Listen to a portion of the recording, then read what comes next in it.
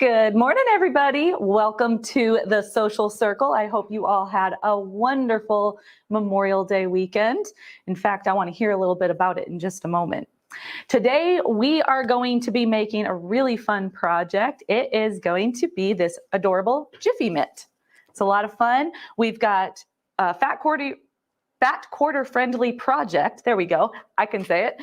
And we also are going to be using pre-cut batting. So we'll talk about some substitutions if you don't have the batting available, but we are going to be making this really cute oven mitt. So Memorial Day weekend, how was it for everybody? I had a much needed restful weekend. Brian, what did you do for Memorial Day? Same thing, lots of laundry and relaxing. Lots of laundry. My goal was to do one sewing project and to do my closet. I got both of those done, and then we also got some other stuff done as well, including cleaning our shop, and I got another sewing project done, which, Rebecca, I see that you're on. Thank you so much for joining us. She joined on my TikTok live on the weekend, and we actually have TikTok live set up over here doing a little behind the scenes, so I might look over and wave at TikTok as well.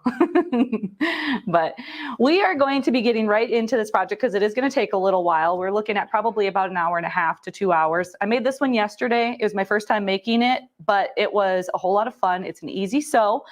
A couple of things I do want to mention. If you were tuning in a couple of weeks ago when I was using my walking foot and having some issues, FYI, it was because I had a broken walking foot. So I got a new walking foot, and that will make all the difference. So I'm excited to get into this project and show you how well that works. But before we do get into the project, let's go ahead and say hi to some of our viewers. I want to see how everybody's doing. C. Lombard, we appreciate you. Hello. Thank you for always watching. VR, hello from Michigan. Thank you for coming. Ohio, Nikki. Hey, I've never seen anybody spell Nikki that way. That's cool. From the UK, hello, Carol. Late afternoon here. Okay. A good afternoon project, right? Sir Robin the Chicken. Oh, I was reading this beforehand. We need some custom cat claws, huh? I like it. Very cute. Steve, welcome from California. Renee from Florida. Thank you all for joining. And I do have to shout out our friend Deb Porter. She is watching, but she's watching her little one. So she's listening. She's not going to be sewing along with us today, but she said she will be with us. So she'll catch up on the project later, right? Mm-hmm. Well, thank you for still tuning in, even though you're not going to be sewing. So I do want to know, is anybody going to be sewing along? Did anybody grab the pattern this past week? I hope that you will sew along with us. If not, you can always watch the replay and do it at another time. This would make a great gift. A couple of weeks ago, we did our mushroom block. That was a whole lot of fun. We ended up turning it into a pot holder, which I grabbed it here. I mean, if you did matching fabric, how adorable would that be? You could do a little pot holder, a little oven mitt, and then, oh, okay, I'm kind of getting sidetracked, but did you ever make those mason jars filled with dry ingredients, and then you wrote a little ingredient card and instructions, and then you gave it away for homemade gifts? Did anybody else do that? Brian, did you? It's like add the liquids, add the eggs. No? Okay, come on. That would be a really great gift. So Christmas gift ideas, right, guys? All right. Well, we can go ahead and get into it. Are we going to be showing our commercial at the beginning, Brian, or are we going to hold off a little bit? We can talk about talk about it now? Yeah, I think so. Before we show the commercial, I do want to talk a little bit about our upcoming Sew Creative Live. It is on June 13th. We're super excited. This time it's only a one-day event, but we have quite a few educators. We've got some awesome projects ready to go. We have some fun machine demonstrations. And of course, we have a bunch of giveaways.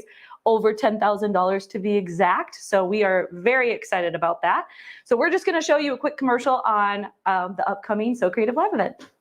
Live is back for a special one-day virtual sewing event celebrating National Sewing Machine Day. The event is hosted by me, Tricia, with Sewing Parts Online. We have partnered with some amazing educators to bring you a jam-packed day full of sewing machine demonstrations, including embroidery, sergers, and quilting machines. Plus, sewing machine maintenance tips, fabulous special event pricing, and let's not forget giveaways. One day only, and we're going to be giving away over $10,000 worth of prizes. Let's have some sewing fun, all from the comforts of your home. Doesn't that sound like fun? So hopefully you'll tune in. We're super excited about it, and it's going to be a fun-filled day. So speaking of fun-filled days, why don't we go ahead and get started with our project here. With that means I need to take off my shoes, which I forgot to do ahead of time. Can't sew. That's just how I am. So I'm scooching those over. Hopefully I don't hit a camera. Okay, we are good. Okay, so the first thing that we're gonna do is talk a little bit about the pre-cut batting. We used two products for this project. We're using the pattern, the Jiffy Mitt. It's a nice, easy pattern to follow. Love it. As I said, I did this yesterday and I had a really nice time doing it, and I'm going to be making more of these for sure. But that's the pattern that we're using. So if you weren't able to pick one up beforehand, you can always go ahead and grab one. We have these listed on our Facebook group, which is Sewing Parts Online Sewing Community. We have it pinned at the top. It'll show you where you can get this particular pattern, as well as the insulated fabric, or batting, if you want to call it that. This is pretty thick. Now, our friend Deb Porter, she's making one of these as well, but she ended up using the Insulbright because this particular batting was a little bit tough for her machine to handle. So she went ahead and did a couple layers of the Insulbright and did a surged method. So that was pretty cool. This is a lot thinner. So if your machine has any issues with really thick fabric, this is a great alternative. So I wanted to show you this particular product. Okay. Trish, I haven't told you. What's that? The reason I asked you this morning if I was good to take Monday off is because Deb and I are going to the Hickman County Quilt Guild meeting. Oh, that's so exciting. You did this as a surprise for me on the live, didn't you? I didn't, but I was like, you know what? Since Deb is live and we were texting about it earlier, I was like, I'm just going to go ahead and tell Tricia. Oh, Deb, if you want to awesome. go with us, you can. Oh my goodness. No, I want lots of pictures. I'm going to be here slaving away while you guys go to the Quilt Guild. That's awesome, though. I do expect pictures, though. Very fun.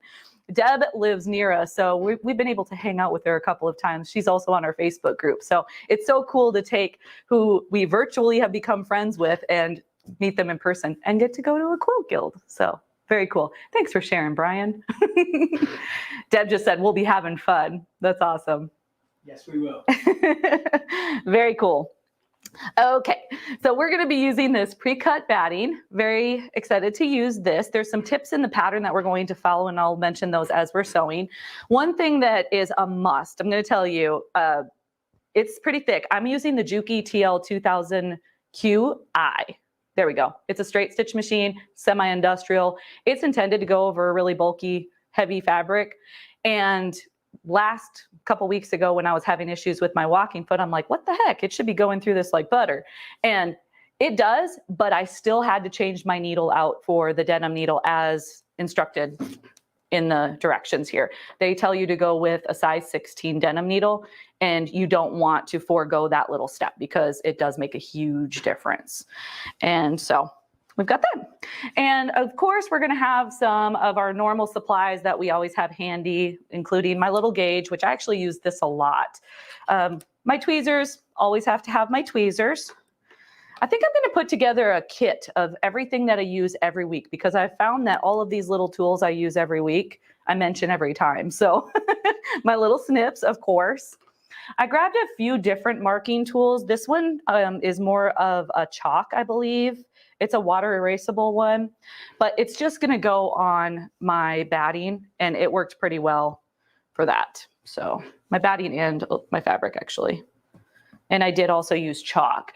This is like a Choco liner. This works really slick for making the lines, which we'll do a little bit later where we're quilting on the actual batting.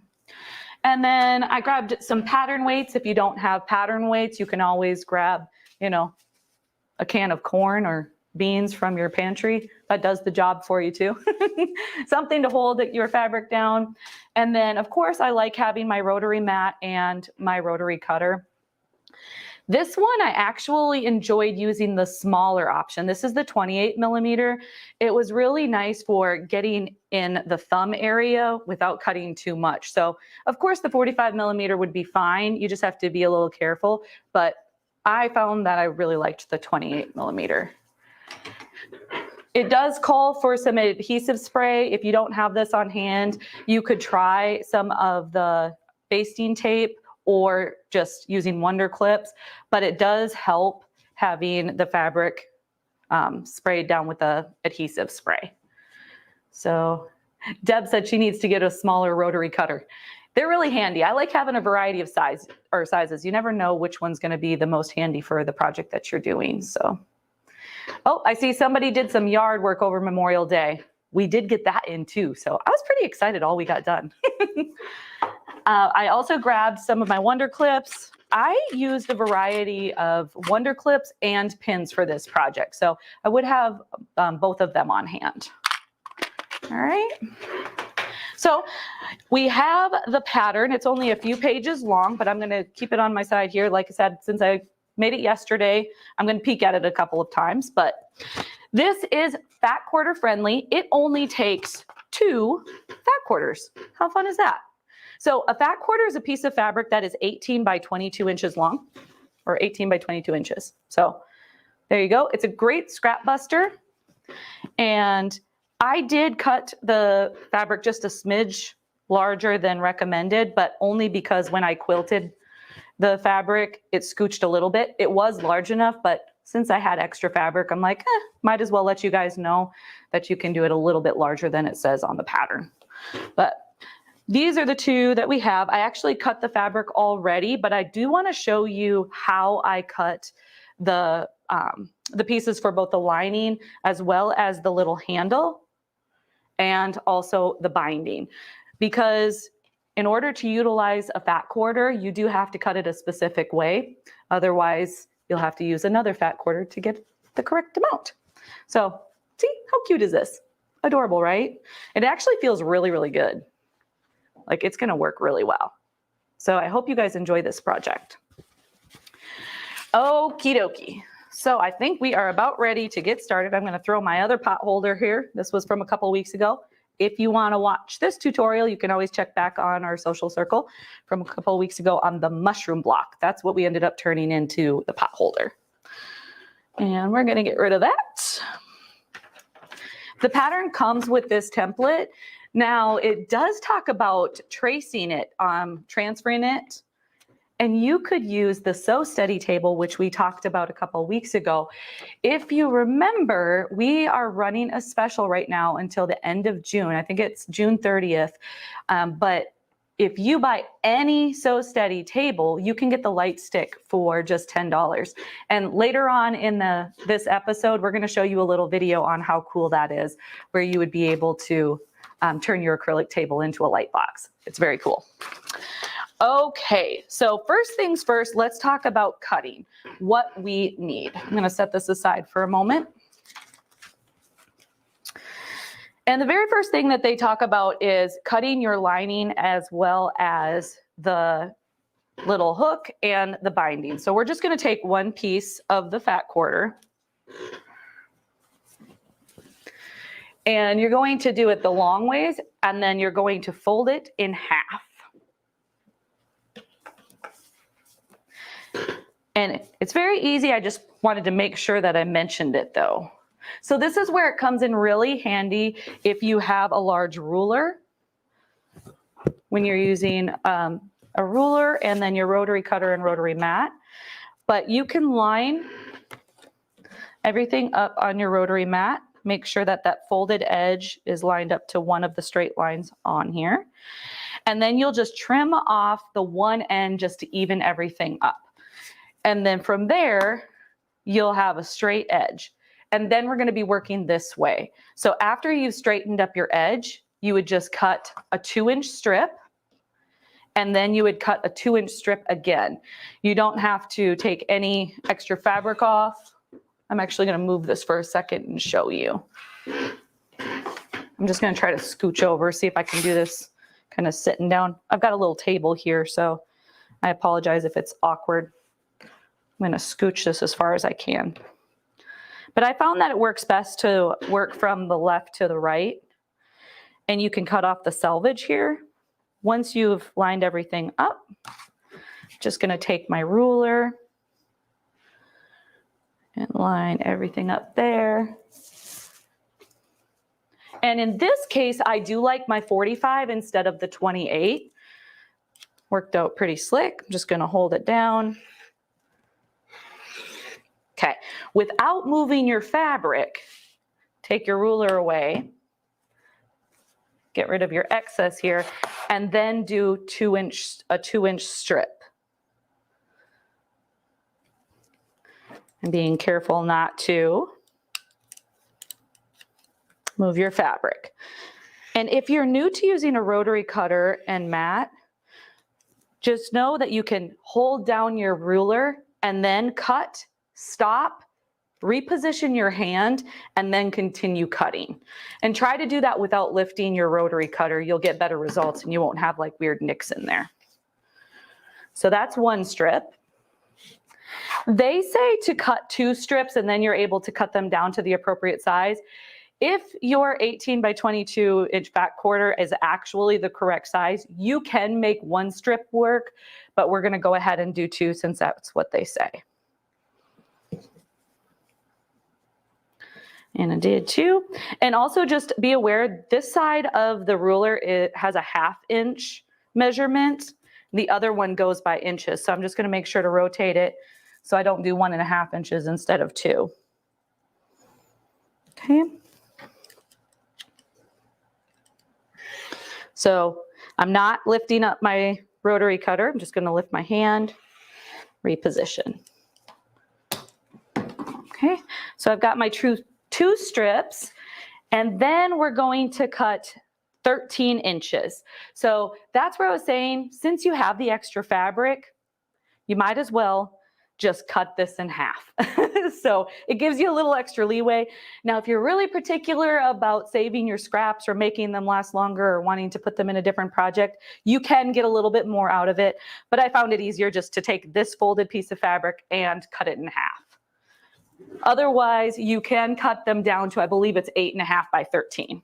So I'm just going to take my scissors and cut it like that. Okay, just like that. Now that is going to be your lining fabric, your binding, and your little cute handle. So you've got those pieces. The next thing that we're going to do is grab the fabric for doing the outside. Oh, you know what? I cut the strips and then I didn't cut them down to size. So then you're doing 2 by, I believe, 4. So we can just take our little ruler. And I'm going to do 4 inches. So just a little piece. And then you would do 14. If you're anything like me, I do the 1, 2, 3, 4, 5. And then I do it like 3 times because I'm like, measure twice, cut once. But you can see what I mean. As long as you have the correct size piece of fabric, you're able to get the 2 by 14 piece as well. So either way would be fine. And this is going to be your binding. Trish, is it going to mess you up if we ask you a question? No, go for it. What adhesive spray do you recommend so it won't gum up the needle? Oh, we've actually got a great one right here. It's the KK2000 temporary adhesive spray. This stuff works great. It's not going to gum up your needle or wreck anything on your machine.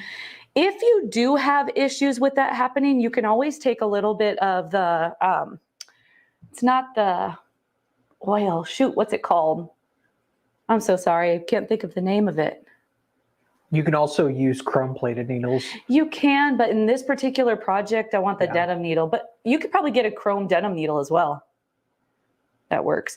But there's like a little oil that you can put on your needle to help with gumming up as well. And Brian, do you mind making a note of that and I'll put it on our Facebook group afterwards? Thanks. Okay. So just to sum it up, we have 2 inches by 4 inches. We have 2 inches by 14 inches. And then the 2 rectangles, which are a little larger than what it calls for, but they say 8.5 by 13. So you have 2 of those. So that was just to show you how to do the cutting. I've actually already cut the fabric for what we're doing today. So I'm just going to set this aside and I'll use that for another adorable one, right? Okay. And then before we talk about doing the external fabric, they actually move right into prepping the binding. So we're going to do that first, and then we'll talk about the external fabric. Is it Sewer's Aid? Yes, thank you. Sewer's Aid, that's what it's called. Appreciate it. I could not remember what it was. Just going to situate myself here.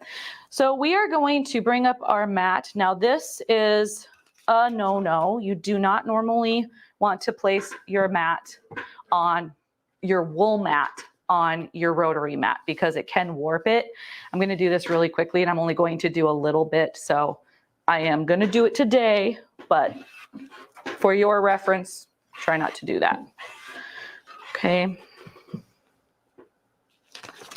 All right, I'm just getting my fabric here. I've got my two little pieces. So with my black, you can't tell which is the right side and which is the wrong side, but according to the pattern, you want to fold it in half wrong sides together. So if you're following along with the pattern, that's what you're going to want to do. But I am just going to fold it in half lengthwise. We're going to press it. And if there's any questions, you can feel free to shout them out. I don't look up all the time. In fact, it was really funny over the weekend. I was doing a TikTok live and I had my little microphone and it worked great for 2.5 hours and then it went bye-bye and I didn't realize it. But I was in the middle of something that I was really excited about. So I was just chit-chatting and I was talking away as I was working. And then I finally looked up and somebody said, she hasn't had sound for about 15 minutes, but she's having her own little party. And I was like, I sure am. He's on TikTok. Hey, Chris. Oh, we love Chris. He's going to be joining us for So Creative Live as well. So we're excited about your segment, Chris. He's going to be talking about the TL2010Q and some presser feet that go with it. So I'm using the TL2000QI today. I like to think of this machine as the 2010Q's little brother. This machine doesn't have the subtension or the speed control, whereas the one that Chris has does have those options. So they're super nice. All right, so I folded it in half and pressed it, and then I took one edge and folded it to the center and pressed it again. I'm going to go to the other side and take that raw edge, fold it to the center, and we're going to press again. And we're just prepping binding. That's all we're doing here. It's really easy. Does anybody have any questions? We good so far? Do we have any more comments about what people were doing over the holiday weekend? I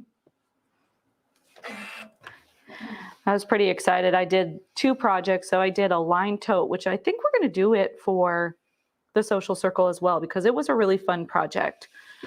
I enjoyed it. And then I also did another little bag that ended up being more like the size of a makeup bag. It was cute, but it was a different technique that I'd not tried before. So I enjoyed that. Looking forward to this So Creative Live on June 13th. Awesome. Well, thank you so much. I hope that you join us. It's going to be a whole lot of fun. I see Ronnie. Oh, that's a familiar name from Georgia. As usual, you're late. That's okay. Better late than never, right? And you can always watch the replays. So after I've pressed both of those towards the center, I folded it again so it's on itself. And then I like to just clip it with Wonder Clips to keep everything in place. It kind of does a stay press. So I'm just going to set that aside. Okay. And now we're going to take our little piece here, and that's going to be our little loop handle. Like that.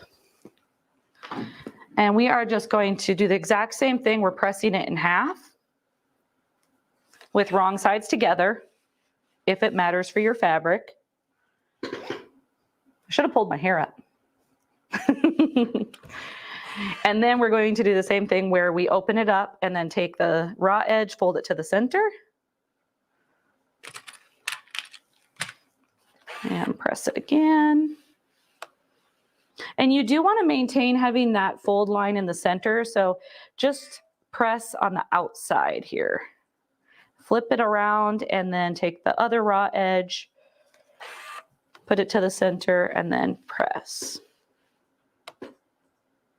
Okay. And then once again, fold it in half.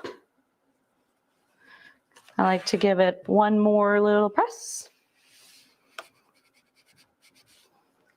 And then we'll put our little wonder clip on. And if I recall correctly, that's all the pressing that we have to do. So I am going to set aside my iron so we don't have to worry about that. Get rid of this and set my mat down. I think we're good. If not, I'll be over here digging something off the floor, right? Okay, so now that we've pressed both the binding and the little hoop, we are going to top stitch or edge stitch this little piece. Now, I've got a regular needle in right now. We are going to be swapping out for that denim needle after a bit, but this is just going to be your regular needle. I'm also using my regular presser foot. We will be also switching out to a walking foot in a little bit as well. Chelsea, oh, I wish I could see you right now, but it's so good to see you. We miss you. Okay, you can make an oven mitt with us. How cute is this, right? Where do you get the pattern? Sandra, you can get it on our website, which is Sewing Parts Online, and we'll go ahead and put the pattern in the link as well, or in the comments, excuse me. Brian's saying we miss you too, Chelsea. Okay, so let's go ahead and get my machine on. With this particular model, the manual does say to bring up the bobbin thread, so I'm going to just lower my needle and bring it back up. Brian, if you want to pull up the second camera as well, that'd be great. Thank you, thank you. It'll take a second to focus, but it should be ready here in just a moment. I'll wait till you can see what I'm doing. I think does it look good on your end? Okay, perfect.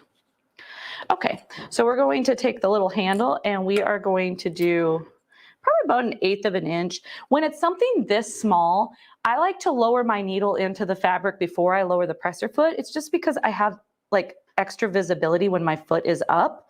Just make sure that you don't forget to put your presser foot down. So I'm gonna line everything up. Now I'm doing about 1/8 inch away from the edge. And I'm gonna lower my needle, make sure it's where I want it to be, and then lower my presser foot. On this machine, it ends up being about, my guide is about halfway through this toe.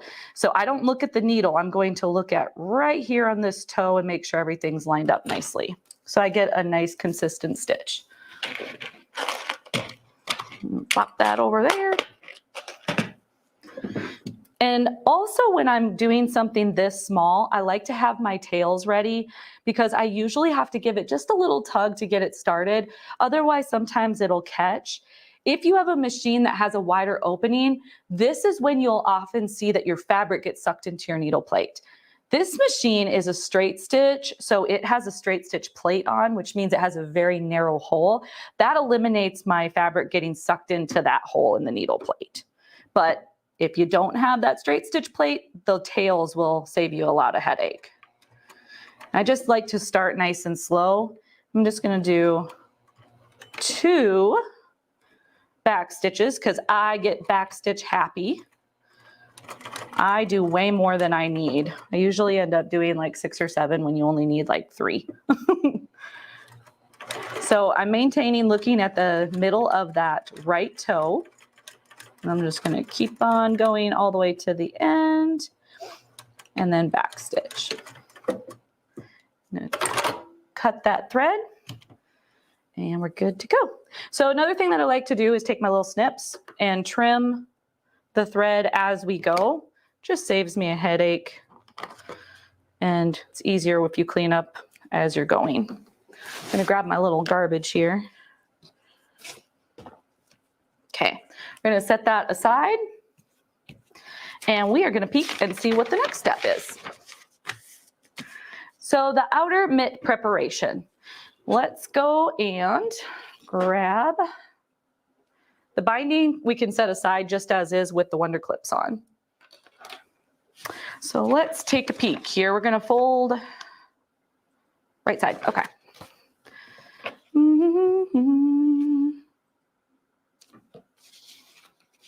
Sorry, I want to make sure that I'm telling you the right thing. Okay, before we prep that, we're going to cut the outside fabric.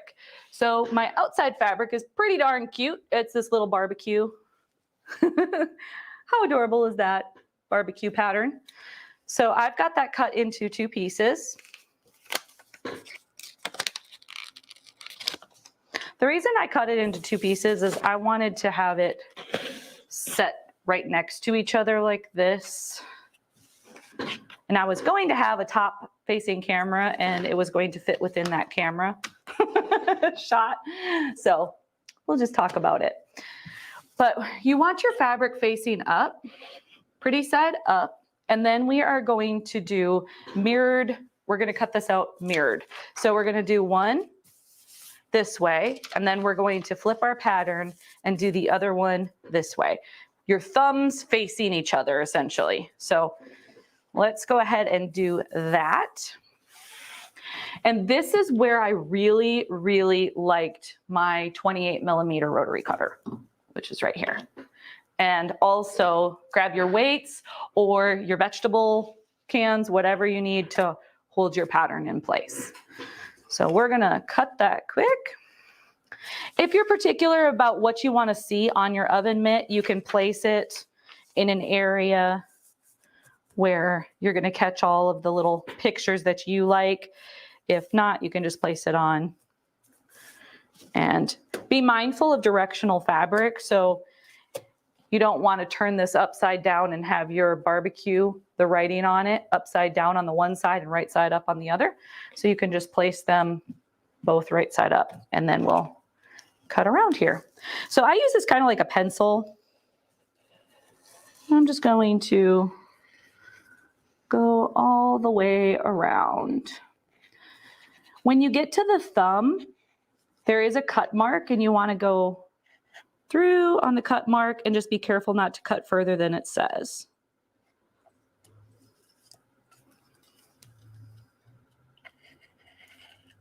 Okay, and Brian, are there any questions while I cut these out? No questions so far. Okay. One thing I will say about using a rotary cutter if you're in a hurry, be very careful. One time I was cutting and I went to grab something and I literally went like this and I sliced my finger. So hopefully you're more cautious than I am, but it's not pleasant. It's way worse than a paper cut. So that's one, and the thumb is done. And then remember, we're mirroring it. We're having our thumbs together.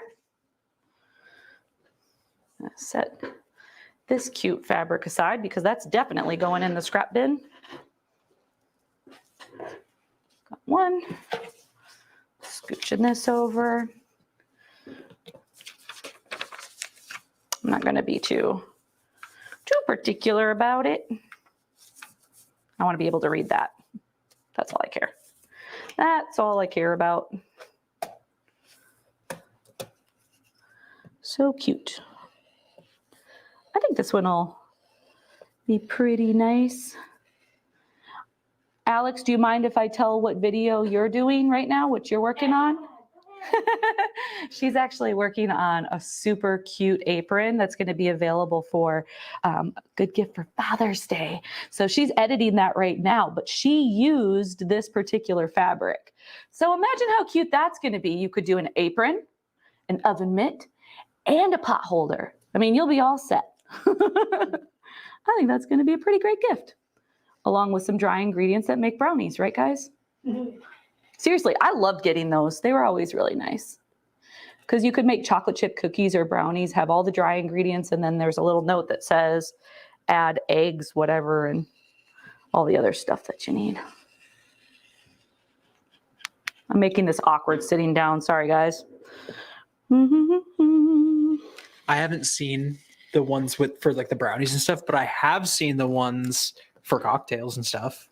For what? For cocktails. Oh, I've not seen that. Yeah, they'll come with like dehydrated blood orange slices and like flavors and stuff, and you just mix in the whatever liquor it asks for. But there's plenty of them at like Marshall's. I've not seen those. Okay. The other thing, when using a rotary cutter and cutting out a little pattern, I usually like to slowly lift up your fabric, because sometimes you may have a rotary blade that has a nick in it, or maybe you didn't press hard enough, and then you've got little sections that didn't trim or like didn't cut. So I always like making sure that it is actually cut out before I lift up my fabric. Hey T. I missed a comment. Okay. It looks like one of our friends is going through a little bit of a tough time. Simone Hara. It looks like there was some water damage to her house, including her sewing room. So we just wanted to stop for a second and say, we're so sorry that you're going through that, and we're praying for you, Simone. Oh, I'm sorry, Simone. And exactly what Brian said. We are definitely praying for your situation. I'm sorry. That is no fun. Water damage is horrible. I was talking to my sister-in-law not too long ago, and she had their basement flooded twice. And her husband was in Japan, of all places. So she had to deal with it by herself. So I hope you have somebody that's helping you deal with that. We got a question on the screen. Got a question. Does the pattern allow for a wider thumb spacing so your thumb can wrap around the hot items you're grasping? Looks like there won't be much thumb movement. Never made a mitt before. So Robin the Chicken, that's a great question. It looks a little constrained, but it actually gives you quite a bit of space.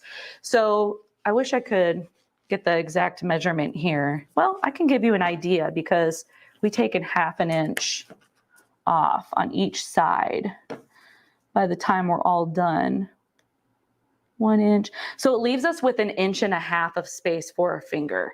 And the nice thing about this pattern is this is a great template, but if you had to modify it, it wouldn't be hard to modify. You would be able to draw yourself a little bit wider thumb if you needed to, and then you could just still maintain using the 1/2 inch seam allowance that they mentioned in the pattern. So good question though. Okay, so now we have our outer fabric, and we have our little template that we're going to save for another project, because I'm going to make more of these. As I mentioned, everybody's going to be getting aprons and pot holders and oven mitts for birthdays/Christmas. Okay, so the first thing that we want to do, I'm actually going to follow with the picture, because I like placing my fabric in the exact way that they mentioned. So they've got it right side up, and they're facing the thumb to your right. And then we're going to take the little handle, and we are going to fold it in half. And we are going to place it 2 inches from the bottom left. So 2 inches up from the bottom left. So if you have a measuring tape or a little ruler, whatever you want to use to mark that 2 inches, you're gonna do that. And it doesn't specify whether or not they want the bottom of the fabric to be at that 2 inch mark or the top. So what I did, I just centered it yesterday, and that worked out great. So if you prefer it being closer to the binding, you can always move it down a little bit if you want it up a little further. Obviously, it's very forgiving. So being off that much isn't going to be a big deal. Okay, so at this point, it is saying to do 1/4 inch. We're going to sew this little hoop down at 1/4 inch. And it doesn't say baste it, it does say sew it at 1/4 inch, so that's what we're going to do. If you're unfamiliar with the term basting, that just means a long stitch that you actually pull out later. So we're going to shorten our stitch length to of 2.4, and we'll do this at 1/4 inch. But before I do that, as I mentioned, when you're starting something small, we want to get that tail. So I'm going to take my top thread, hold that, and then I'm going to put my needle down, put my needle back up, and pull up that bobbin thread. And then it's going to give me a little bit of a tail. If I can grab onto that thread, there we go. So we'll hold that in place. And then we're going to do 1/4 inch around the edge. And you want to make sure that that loop is facing in towards the mitt, not facing out. And then your raw edges all line up. Okay. And once again, I'm going to drop my needle first. So I'm going to put my needle down, drop my foot, grab my little thread tails so I can tug them a little bit if I have to. I'm just going to do a couple of stitches. This is small enough that I can just go ahead and reverse right on there and I'll be fine. And then we're going to cut. Trim that away. Is anybody sewing this project today?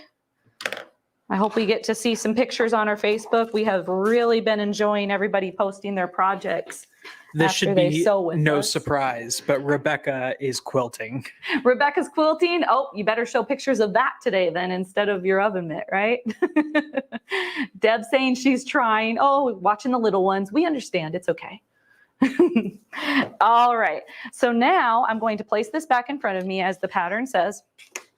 Now this, yesterday when I was doing it, I'm like, I'm not really sure why they tell you to do this, but it makes a lot of sense. You want to mark or grab your marking tool. We're going to flip over our pattern and it's going to be the wrong side. And what we're going to do is mark around the thumb. So we're going to do around the thumb here into the crease and up a little ways right here. And we are going to mark 1/4 inch away from the edge around there. The reason that we're doing that is because later on, we're actually going to just follow those markings with our needle instead of like paying attention to the guide. It really helps you maneuver that kind of interesting, complicated area and makes it not complicated. And after I mark this, I'm going to have Brian bring up the other camera so you guys can see it up close. Because when I read the instructions, I'm like, I don't get what the purpose is. But there is a reason. So if you want to pull up that other camera, Brian, I will show what we're doing. So hopefully you can see that. Can you see it? There we go. Yeah, so we're just doing 1/4 inch from the edge all the way around, and where it splits at the thumb, it's 1/4 inch down here, then all the way around. And then you just go up where it's a little bit curved. So we're going to do that. And let me just see if it was saying to do that on both. Thread those together. It doesn't specify to do it on both, but just to be on the safe side, I'm going to go ahead and do that. And we will mark it 1/4 inch. Again, this is why I absolutely love that little gauge, because you can just have this little guy here. And while I'm marking that, we've got a short commercial that Brian wants to share with you, and then we'll come back and do the next step.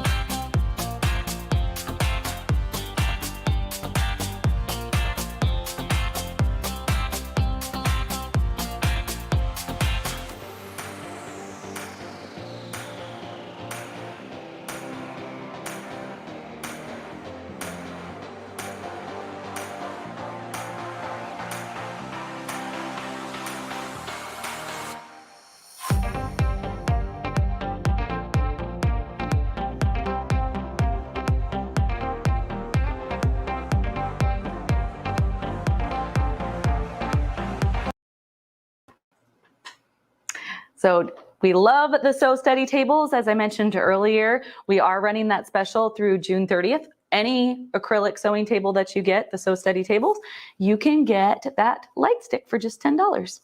And after I clean this off a little bit, I will try to remember to show you one of the acrylic tables and you can see it up close. So great, great accessory for your sewing room. The reason we did a little break was because Brian wants to do a surprise giveaway. So we're super excited about this adorable thread kit. Brian, do you want to pop on and talk about it too? I would love to. We are I'm very super excited about it. We're very excited. I was feeling rough this morning, so please forgive the jammy clothes and face. Okay, so we got these in yesterday, and we're super excited about them. I am a huge fan of Aurifil thread. It's my favorite. Everybody knows that's been watching that. I just stan Aurifil. And we actually met them at QuiltCon a few months ago in Atlanta. And we sat down and we talked with a couple of the people from Aurifil about developing our own thread kit that is specifically for sewing parts online. And so we all kind of worked together to figure out what we wanted to do. We wanted to do something small since it was going to be our first thread kit. And we got it in yesterday. So we're all so excited about it. It's the So Creative Live thread kit. It's a beginner thread kit with 5 small spools? 5, yep. Yep, 5 small spools, 2 black, 2 white, 1 red. A few of them are in 40 weight, a few of them are in 50 weight. So we figured that was a good introduction into Aurifil. It is a higher end thread, so it tends to be a little pricier than like Coats and Clark or Gutermann. So if you have not tried out Aurifil yet, we figured this was a good way to be introduced to the product before you commit to buying a big thing of thread, because it can be a little pricey, but it is a good investment. So it's only $29.99, I believe. But we have a stack back here in our department that we are saving to give away during the Sewcial Circle and So Creative Live. And we're going to give the first one away today. So we're super excited about it. First one. We haven't even had the opportunity to use one yet. We know we love Aurifil. It's wonderful thread. Now, I do know that people have been looking at our beautiful thread kit over here, and you can't see the whole thing, but we have a whole rack of some gorgeous Aurifil thread. But this will give you a little taste of how awesome it is. If you were tuning in with Courtney's episode of the Sewcial Circle, she was mentioning how much she loves Aurifil thread as well, because it's so like low lint and just is great quality. So super excited for you guys. I'm pumped that somebody gets to get our first kit. So are we going to pick the winner right now, or are we going to pick it at the end? Why don't we go ahead and pick it right now? Yay! I have to share my screen though. You can share your screen. Yeah. We're going to pick the winner. Awesome. You ready? Yep. All right. Sounds good. Let's pick our winner. And it's been collecting comments since the beginning of the stream. So. It collects comments, so no worries. If you've been commenting, you are in. Oh, we won! We won! We get our first one! All right, let's pick again. That would be fun, though. I see a lot of comments saying, love Aurifil. Oh, I see some saying never used Aurifil, so maybe Carrie will be the winner. Yay, Donna! Donna R., congratulations.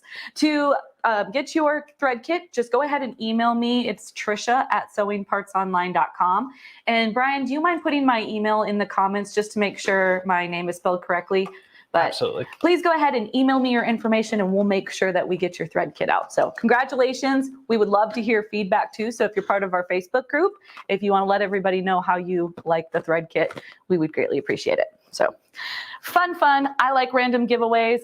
Brian told me before, he's like, we're just going to do random giveaways. We don't know when we're going to do it, but when I feel inspired, he's going to tell me. So it's a surprise to me too. So I like that. I think it's fun. It is fun. Also, if you are interested in purchasing the thread kit so you can try out Aurifil for yourself, I'm going to put the item number in the comments. Just plug that item number into the search bar on our website and you'll find it. Fabulous. Thank you. Awesome. Oh, that's so exciting. Yeah, we've been pumped about that for quite a while. All right, now I've got to calm down because of all my excitement. So we'll go on to the next step. What we're going to do now, at this point, we have our one piece that has the little handle attached, and that is going to be on our right-hand side. Then we're going to take our other piece and we're going to place it right side together. And we are going to stitch along the left-hand side. And we're only going to go part way up. I also had seen somebody say or ask the question, what's the seam allowance for this pattern? They actually specify that it changes throughout the pattern. So you use both a 1/4 inch and a 1/2 inch. Final result is going to be a 1/2 inch, but we go back and forth. So I will try my best to say, hey, I'm doing a 1/4 inch right now, or I'll let you know if I'm doing a 1/2 inch. This next step is actually a 1/4 inch. We are going to sew along the side. So I'm just going to make sure everything's matched up nicely. And this one, I usually will pin or clip other areas, not just where I'm sewing, if I want to prevent my fabric from scooching or pulling in certain areas. So don't mind me if I put pins in kind of weird spots. That's just me. You're totally fine if you feel better with a couple pins. But I'm just going to put 2 small ones over on this side. And then I'm going to do my Wonder Clips on the other side. So I am definitely a fan of using both pins and Wonder Clips. I would love to hear what you guys like. Are you a fan of Wonder Clips, or are you a fan of pins, or are you like me and like both? So I'm going to put a little mark here so you can see. I'm going to lift this up. We're just going to sew along this side, but we're going to start about right here and sew down, or sew that side. So again, with this machine, I want to pull up my bobbin thread. So I'm just going to put my needle down, needle up, and grab that thread. And we will be doing a 1/4 inch seam allowance.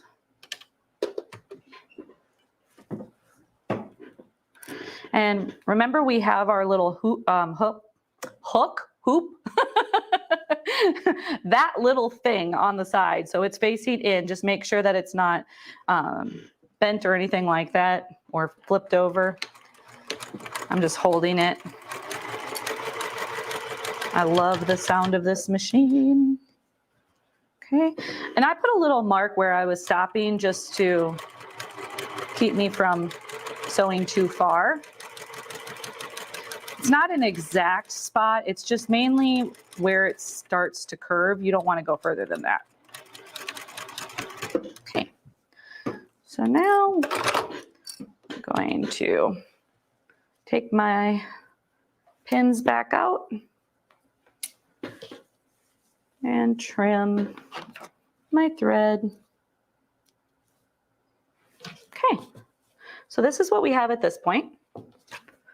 We've just sewn those two pieces together.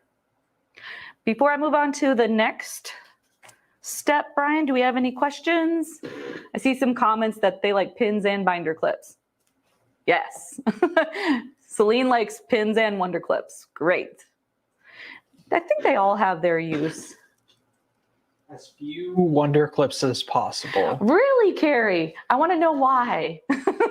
Sometimes I will say, if I'm using knits and you already have a fabric that tends to like flop on you, Wonder Clips aren't necessarily my choice in that particular case. I find it hard to work with, but usually I do a mixture of both. Okay, so now that we've done that, we are going to do the binding part. So grab our little piece that we prepped a while ago, and we are going to open up our little oven mitt. And it does not specify whether or not you are pressing open the seams or putting them to one side. So I really didn't stress about it. I just did whatever the fabric wanted to do. So I am pressing it to the side this time around, and it's actually pointing to the left in my case, if you want to follow along exactly how I'm doing it.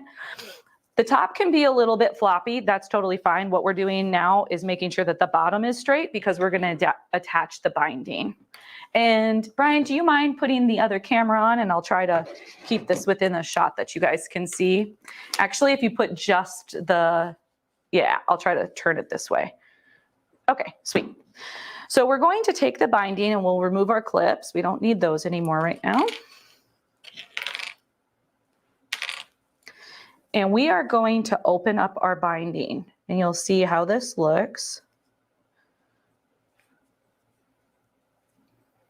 And we are going to take this bottom portion of our binding and match it up to the bottom of our oven mitt. Now, this is a little bit longer than your fabric for your oven mitt, but I like to kind of find that center and then start in the middle and work your way out. I did have to readjust a couple of times yesterday, so you can see that I have about a 1/2 inch on that side, about a 1/4 inch, so I should be okay. Scooch it just a smidge. And again, this is a situation you can use Wonder Clips or you can use pins. I like to just get it started on this end because we're going to be sewing in that first crease after we have everything lined up. So again, we're lining up the raw edges. I'm going to show you what it's like with both of these so you can see what you like better. Yeah. These little baby pins are kind of cute. I normally use magic pins, which are my absolute favorite. Here's one. I don't know where my other container is, but they've got these little grips on them. They're heat resistant. I like them because I fumble around finding my pins and it has a nice little grip on it. But I found these little baby pins. They're really short, but they're nice and sharp. I don't even know what kind they are. But they're just little ball head pins. Okay, so I'm gonna do just a couple of pins down, and I'll do a Wonder Clip at the end here. And I am going to place a little mark with my white Choco liner so you can see where I am going to sew. It's a little bit harder on the black. My sister-in-law, is she on? She's on TikTok. Hey, Lizzie. She is my sister. I shouldn't have said that. She is my sister-in-law, who is my sister. I feel like I've seen her before, so I saw Lizzie W, and I was like, I think. Yay! Yes, that is my sister. Love it. Thanks for joining, Lizzie. You've got to get your sewing machine out now. I'm trying to convince her. Okay, so I made a white little mark on there. Unfortunately, you still can't see it very well. Darn it. Oh, okay. Well, it's going to be the first fold from the bottom. So we're going to sew right in that crease. This is approximately, let's see, about a 1/2 inch, I believe. Yeah, it's right at the 1/2 inch because we have a 2 inch and we had folded it in half and then folded it again. So I'm going to pull up my thread. Lizzie, I have to give you a call. I'm sitting here thinking, I haven't talked to her in a little bit. She has a bunch of puppies that are available for sale, and they're super duper cute. I don't need another dog, but they're adorable. Anyway, so now I'm going to sew within that little fold. I'm going to reverse. It's not really necessary because we're actually going to trim off that excess, but we're going to sew right in that crease. So I pinned everything, but honestly, what I normally do in this type of situation, I get it started, I pin it all, and then I get it started. And then I usually match up as I go. So now that I have the raw edges, I just place them together, hold my finger there, and then look at my guide on where I need to sew. I know that's probably a little excessive, but I find that it works really well for me. This technique also works really well for me when I'm doing zippers. So it's kind of fun to see how people do things, whatever works well for you. Line up those raw edges, keep sewing in that crease. And I'll try my best not to hit the thread cutters on my foot control. It's an amazing feature on this machine, but it can be a little tricky to get used to. You just rock your foot back with your heel and you can cut the thread. Okay. That step is done. And now it does specify to trim the excess. So we're just going to grab our little scissors and trim the excess amount away. And in doing so, we're also trimming that excess thread, making it all nice and neat. Did we freeze, Brian? We do look up and we're back. Okay, sweet. We were having internet issues earlier, so we're like, oh, I hope that doesn't cause any issues. We're just going to trim down this binding even with the edge. This would have been better to use regular scissors. Okay. There we go. And now we are going to go to step 3. We just make sure that we are on the same page. Let's see, right sides together. Complete the seam. Follow the stitch marking to the inner corner. Okay, fabulous. Okay, so if we go to the other camera, Brian. Okay, so now we have our outer fabric and we've got our binding attached. We had those raw edges matched up on the bottom and sewed those, and the remaining binding is facing up. And now we are going to open up that binding, lay it flat, and then we're going to flip the right sides together.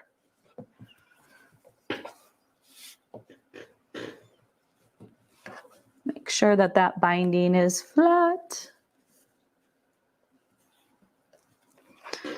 And then I found it easiest to match up the binding first, make that nice and even, and then go around and make sure all the edges match up.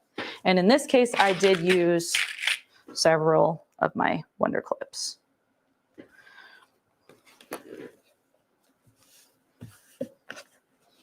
Get everything matched up nicely. And it does come together quite well. Just make sure that you do have everything matched up and you shouldn't have any issues. The first go around that we do, we're going to do a 1/4 inch seam allowance. And we are still using a regular needle at this point, but we're going to be changing it pretty soon. And if you all are feeling generous, I would absolutely love it if you could hit share, try to show some love. We want lots of friends coming and joining us for the Sewcial Circle. Okay, so now we have everything pinned, and I'm just going to start sewing where I left off previously. And we are going to follow all the way around at a 1/4 inch seam allowance. And when I get started here, Brian, if you want to put the other camera up, I want to show how I maneuver around the thumb when I get there.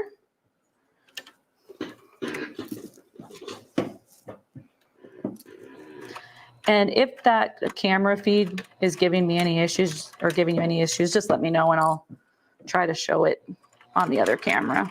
Hopefully it doesn't become an issue. But this fabric is obviously curved, so you never want to look at the needle. You want to pick a point, a guide point. So I'm on this 1/4 inch guideline. So that is what I'm looking at. I'm looking at the edge of the fabric and then paying attention to this guide right here. And I'm not looking up here, I'm just looking at the same spot. Once you pick a spot, then you want to maintain that same particular spot as a reference. As you're going around curves, if you have an issue, you can always lift up your presser foot, situate your fabric, and then go again. So I usually like to do just a couple of stitches around curves and then lift it up. This is another place where your knee lifter would be incredibly handy. This machine actually does come with a knee lift. So you could do that. And then what that would be doing, instead of me stopping every time and leaving my needle in and lifting up my foot, I would be able to use my knee lift right here on the side, and that would lift my foot for me. So I could maintain my hand position and I could just slowly move this, but at the same time use my knee to lift up the foot as needed when I needed to readjust that. fabric. So super cool feature. Yeah. And here, when I said I didn't really understand why there were markings. So you'll see my blue markings and you just follow the blue markings. So now I don't even need to maintain looking at my guide. I can just follow that blue mark that I made. Make sure my thumb doesn't get caught underneath. Otherwise, we're going to be unsewing. But here, I did find that it was easiest to actually stop, lift up my foot here with my needle down, and pivot, do a couple of stitches to get around this curve. I'm going to do a little bit more. And then it worked out pretty slick. So just take your time. It's not a race. I'm going to get all the way around here yet.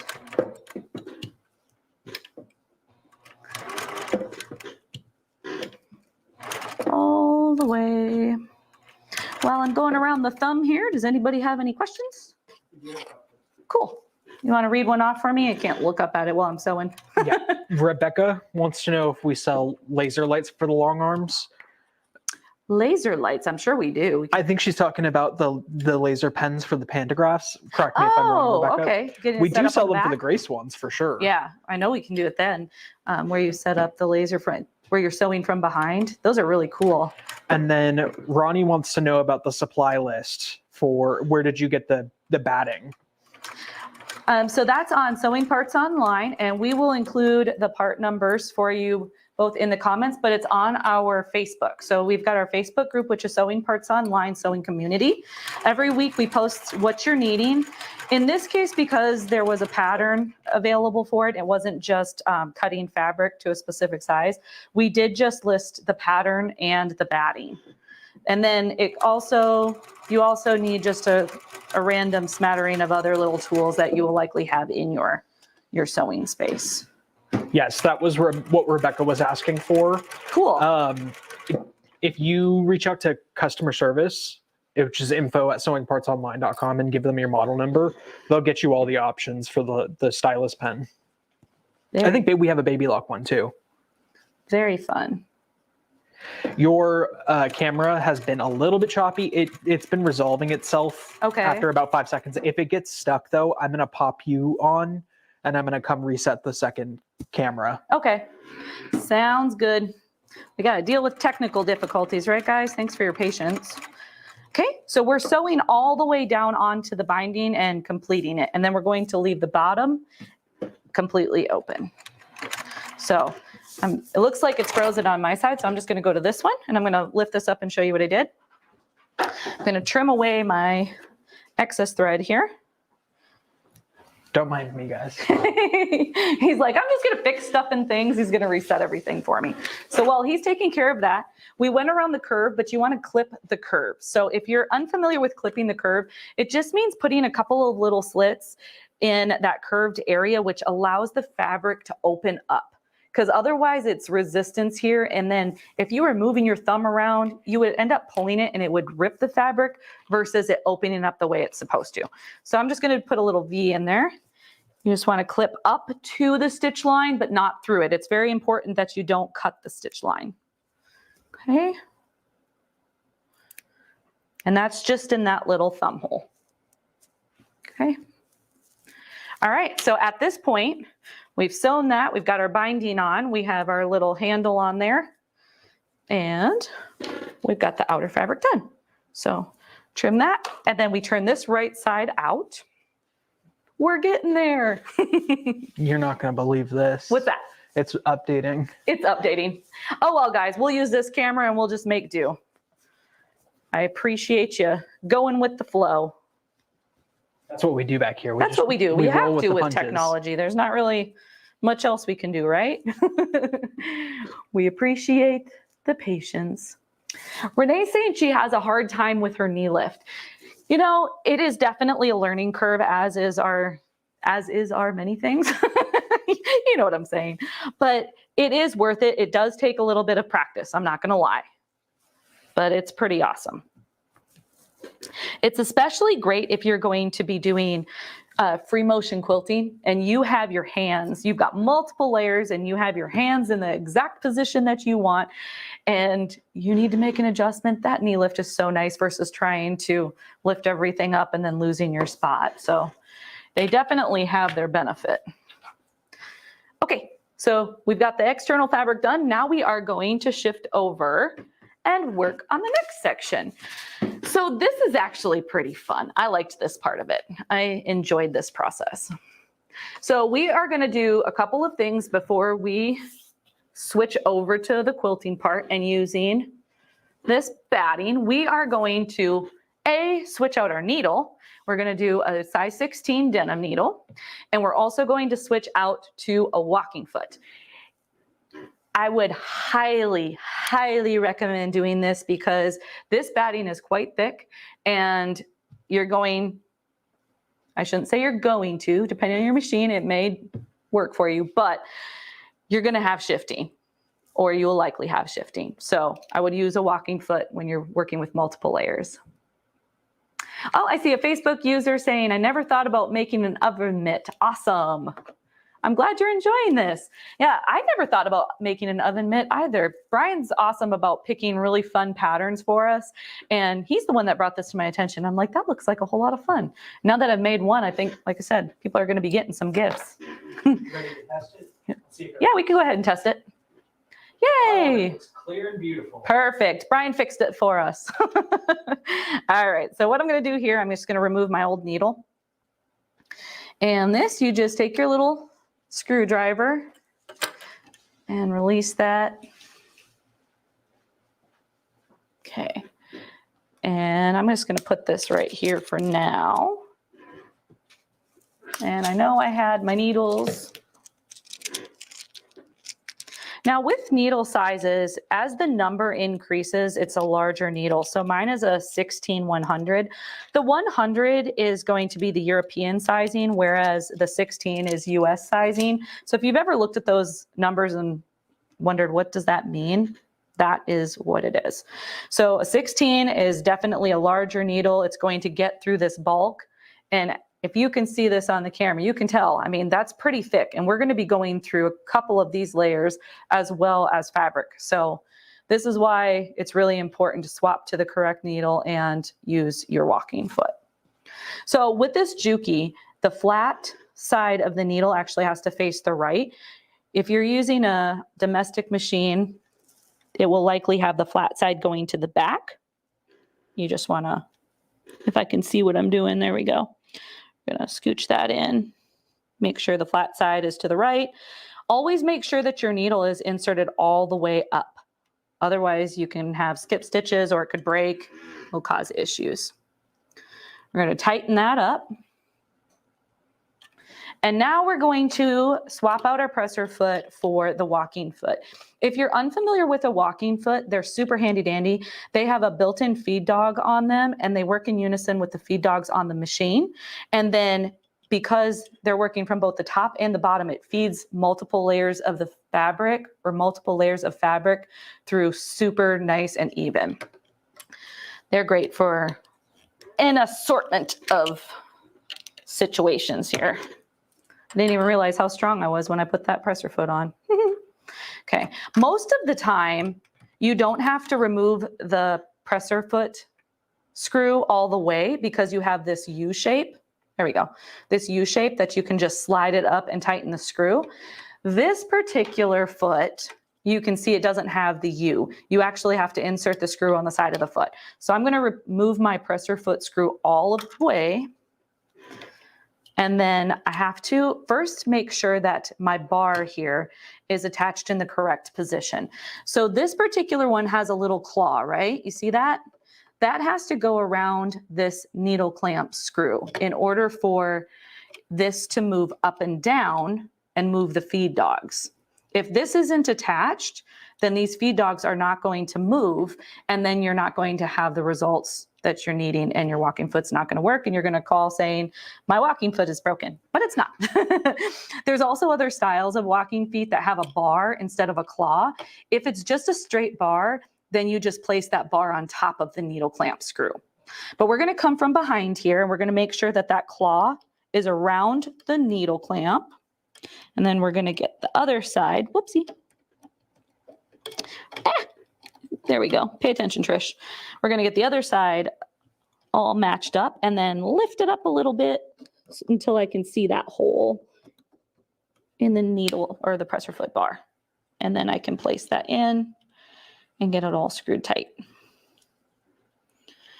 And the other thing that I realized a couple of weeks ago, I was using one that appeared to be compatible with this machine, but it was not.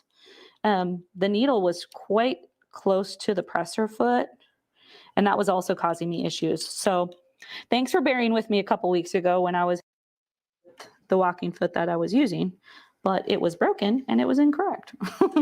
T, do you have time for a question? I sure do. I think I'll be the one to answer this one, but the question is, what's the difference between the Jiffy mitt and the chef's mitt pattern that I see on your website? I want to get the pattern to make the mitt. Yeah, go for it. The Jiffy mitt that we're making is the smaller version. The chef's mitt is extra long, so it goes a little farther up your forearm. Oh, well, there you go. Thank you, Brian. And the other difference is the Jiffy mitt's in stock. He's like, I'm being truthful here. It was in stock. All right. So we have now changed out our needle and we changed out our foot. We're just going to go ahead and rethread our needle. Get myself a little bit more thread. And personally, I like to just do it with the tweezers. You can use the threader if you'd like, but I find it kind of relaxing to thread my needle like this. Oh, and then I just wrapped it around. Watch me go. You don't want to wrap your thread around your needle like that. I was having issues the other day with looping, and it was because I did that little spin around. There we go. All the troubleshooting of live, right? It's good though. We all learn this way, right? Don't wrap it around. There we go. Now it's correct.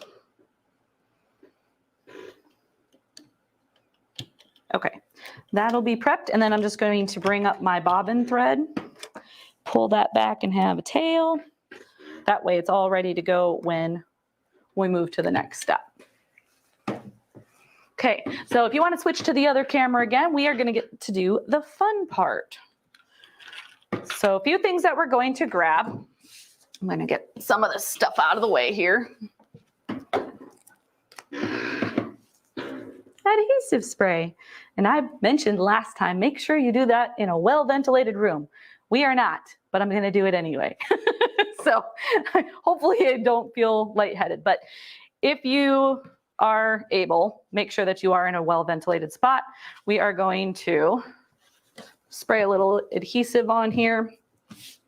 I like this part because you don't have to worry about the fabric being the size of the batting at this point. All we're going to do is use the adhesive spray to plop it on there. This again is why I went with a little bit larger fabric, because then I've got a little extra on each edge. And as I quilt it, I don't have to worry about getting right to the edge. So I just kind of laid it on there, figured out where I wanted it to be. And then we're going to do that for both sides. And on this, you want to make sure that your thumbs are pointing together again. So you've got your fabric, and my black, it doesn't matter which way I have it, but it does say we're going to spray on the wrong side of the fabric. So make sure that the wrong side of the fabric is facing up. I'm going to step out for a second. Are you good? Yeah, I'm totally fine. Thank you. All right, so we've got the wrong side of the fabric facing up. We've got our batting. We're going to place them thumbs together, and we're going to spray a little bit to hold all that down. So I'm not going to be able to pop the questions up because Brian normally does that, but I'll try to peek on the side. So if you have any questions, I will try to answer them. Okay, so we're going to just put a little bit of spray. Try not to. Like that. Just enough to hold everything down. I like this spray. And give it a press. I actually ended up going back through and lifting it up and putting a little bit more under there in certain areas. But you don't have to do that quite yet. Okay, so the next thing that we're going to do is actually mark our lines for quilting, because we're going to sew every 1.5 inches. It doesn't specify where to start, it just shows it diagonal. And then little markings. So what I ended up doing was doing 2 inches up. Let's do it this way. So I went 9 inches up on the thumb from the bottom, and then I marked it. And then on the right-hand side, I did 2 inches up and marked it. And then I did my first line, and then I did every 1.5 inches. So if you want yours like that, we can do the same thing. What did I do with my little measuring tape? Here we go. So I'm just going to go on the thumb side, measure approximately 9 inches, and put a little mark. Okay, on the other side, 2 inches, and put a little mark. And might as well do the same thing on the other one while we're at it.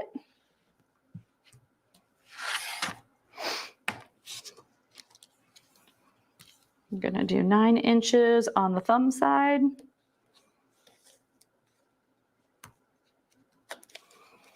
And 2 inches on the other.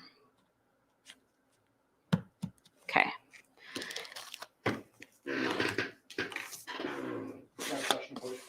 Okay, what's the question? Can you use iron-on batting? I have some from another project, but no idea what brand it is. Now, regular batting isn't going to be sufficient for an oven mitt just because of the heat. So you're going to want something that is going to be able to sustain a high heat when you're taking out pans. So if you have maybe like an Insulbright or something along those lines, if you have regular batting, I've tried it with pot holders and it gets hot really, really fast. And I did multiple layers. So if anybody has tried that, go ahead and put it in the comments. I'd love to hear what you've done as an alternative. But I am going to say I would recommend going with what's in the pattern, just so you don't burn yourself. I don't want to be responsible for that. Sorry, Sandra. I just don't want you to burn your hand. Okay, so now that we've made those marks, we're going to put our first mark here with the ruler. This one's a little bit large and bulky. You obviously don't have to use something this big, but we're going to start with our first one. Get situated here.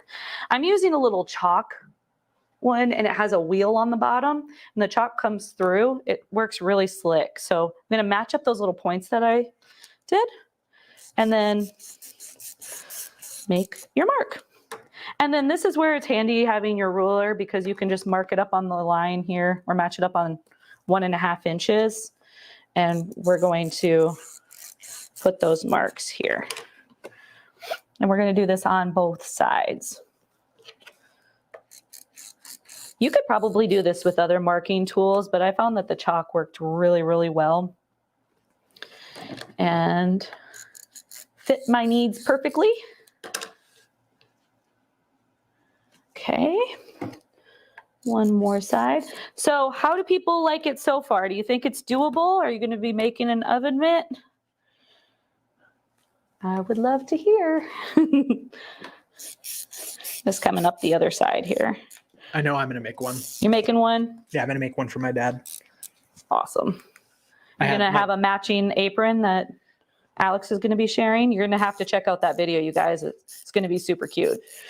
I don't know. I don't know if I'm going to have enough time. You're like, maybe? But my dad is an airplane mechanic, and I found some fabric that has airplanes on it. Oh, cute. Perfect. Oh, I'm seeing some comments saying, love this. Okay, that means I'm expecting to see some pictures on our Facebook group, guys. Everybody needs to be showing them off. See? Super cute. It's going to be really easy to follow those lines. I'll swap it out over here. Make my first one. And this is on the inside. Once you sew all of these lines, you won't be able to see it very easily, but I mean, you do if you look in it. It's cute. So I guess I don't have to be overly particular, but I like to know that the lines are nice and straight, right? And again, this one has the 1/2 inch on the side, so I can do the 1.5, where the other side has the full solid inches.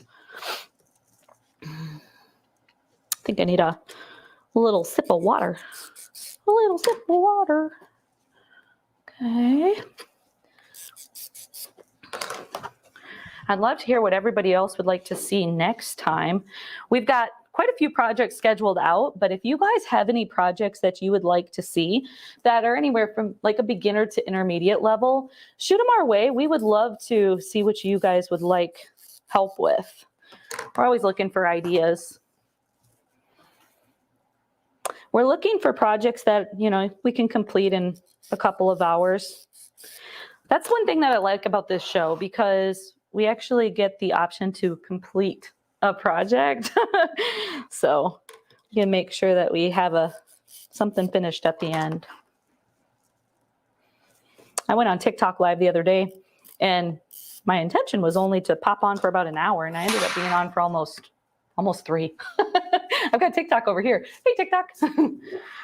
But all right, so you can double check and see if you need to spray any extra spots. So just peek in there a little bit. Hold that down. This chalk, again, like, I mean, I'm touching this. It's not transferring or anything. It's good. Oh, thank you. I actually had water. I just didn't take any, but thank you. He's so great. Thank you, Brian. I appreciate you. I am going to take a little sip if y'all don't mind.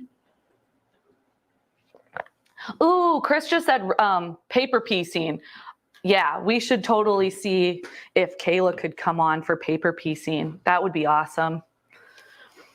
That's one that I've not really touched on, but I've watched several videos and I'm like, that looks so fun. And she also informed me of the difference between English paper piecing and then also, my goodness, words today. Whew, you know what I mean. We're just going to say, you know what I mean. Okay, there. So now we're good to go, and we will stitch along these lines. So now is a wonderful time, because this is going to take me a little bit. I'm going to go ahead and stitch along all of these lines. I found that it worked best to start about 1/4 inch in. That way my presser foot wasn't all wonky to begin with.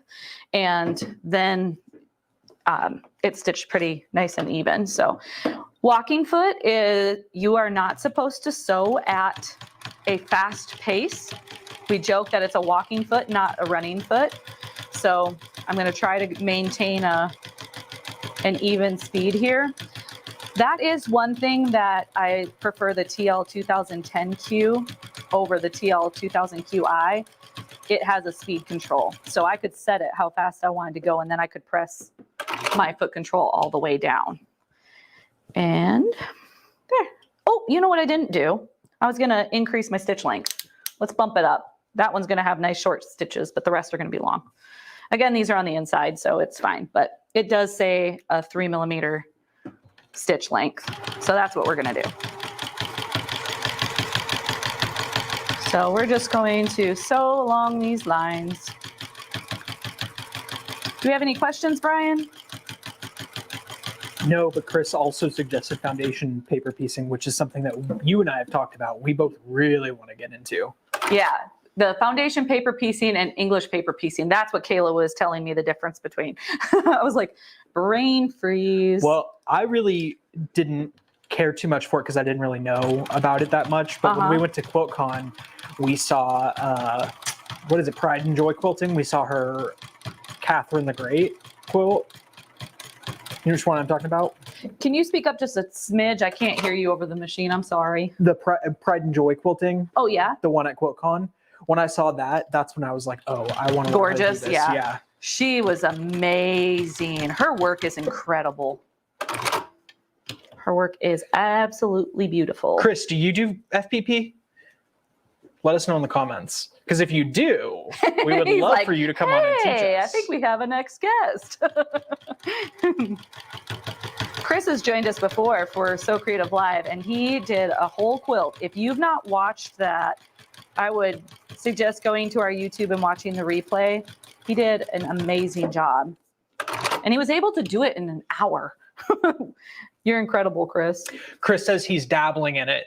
Also, I have to say this. I made friends with somebody on TikTok named Tanner, and I had joked with Tricia. I was like, I wonder if he knows Chris because they're both in Portland and they both like to sew. And so we worked with him. We sent him some thread, and Tanner posted it TikTok. And the first comment was Chris saying, I love sewing parts online. I was like, I knew they knew each other. That's fun. That is so fun. So what else are you working on, Chris? I was saying before, you haven't been popping up on my For You page, which is unfortunate. I've got to go search your stuff. Got to stalk you a little bit. All right. So I'm just sewing along. I love English paper piecing and foundation paper piecing. That is so good. Yep, I think we need to do an episode on that. That would be awesome. I can find a beginner-friendly project, for myself, since I've not really dabbled in it, but I don't mind learning. I like to learn new stuff. And you guys are patient with me, right? We're all learning together. I like to start in the middle here. Get that one taken care of.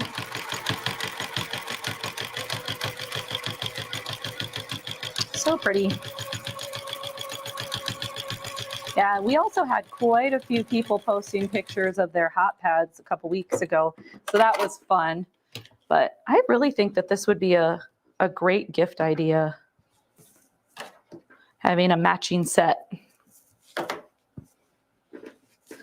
I like homemade gifts. We used to do that in our family where we would do homemade gifts. My brothers liked woodworking, so they would make shelves and stuff. My dad would help them. But we haven't done gifts like that in a while. But I have little sets. What else is everybody else? What else is everybody else? There we go. What's everybody else up to today?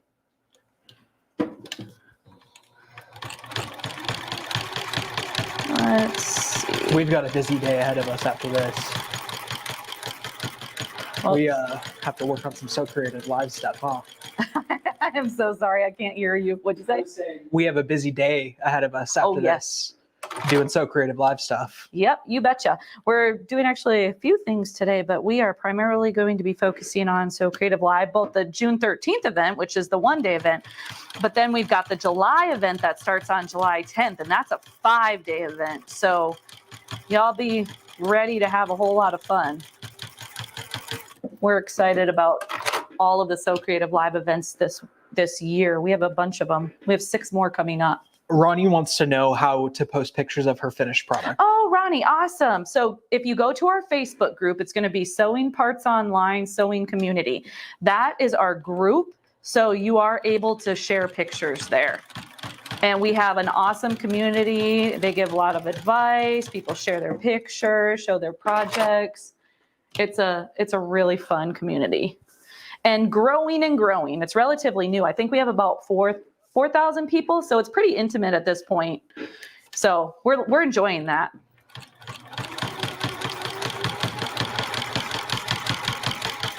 Good question. Are you making the oven mitt, or are you working on a different project? That they're cleaning after camping. Ooh, camping. I just made a camping list.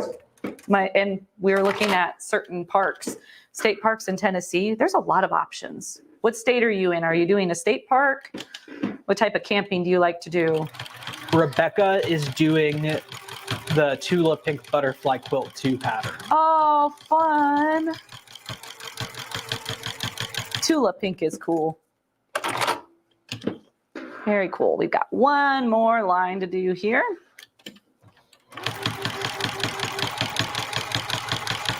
Angela is making shorts for her grandkids. Ooh, that's a fun project. I love doing clothing.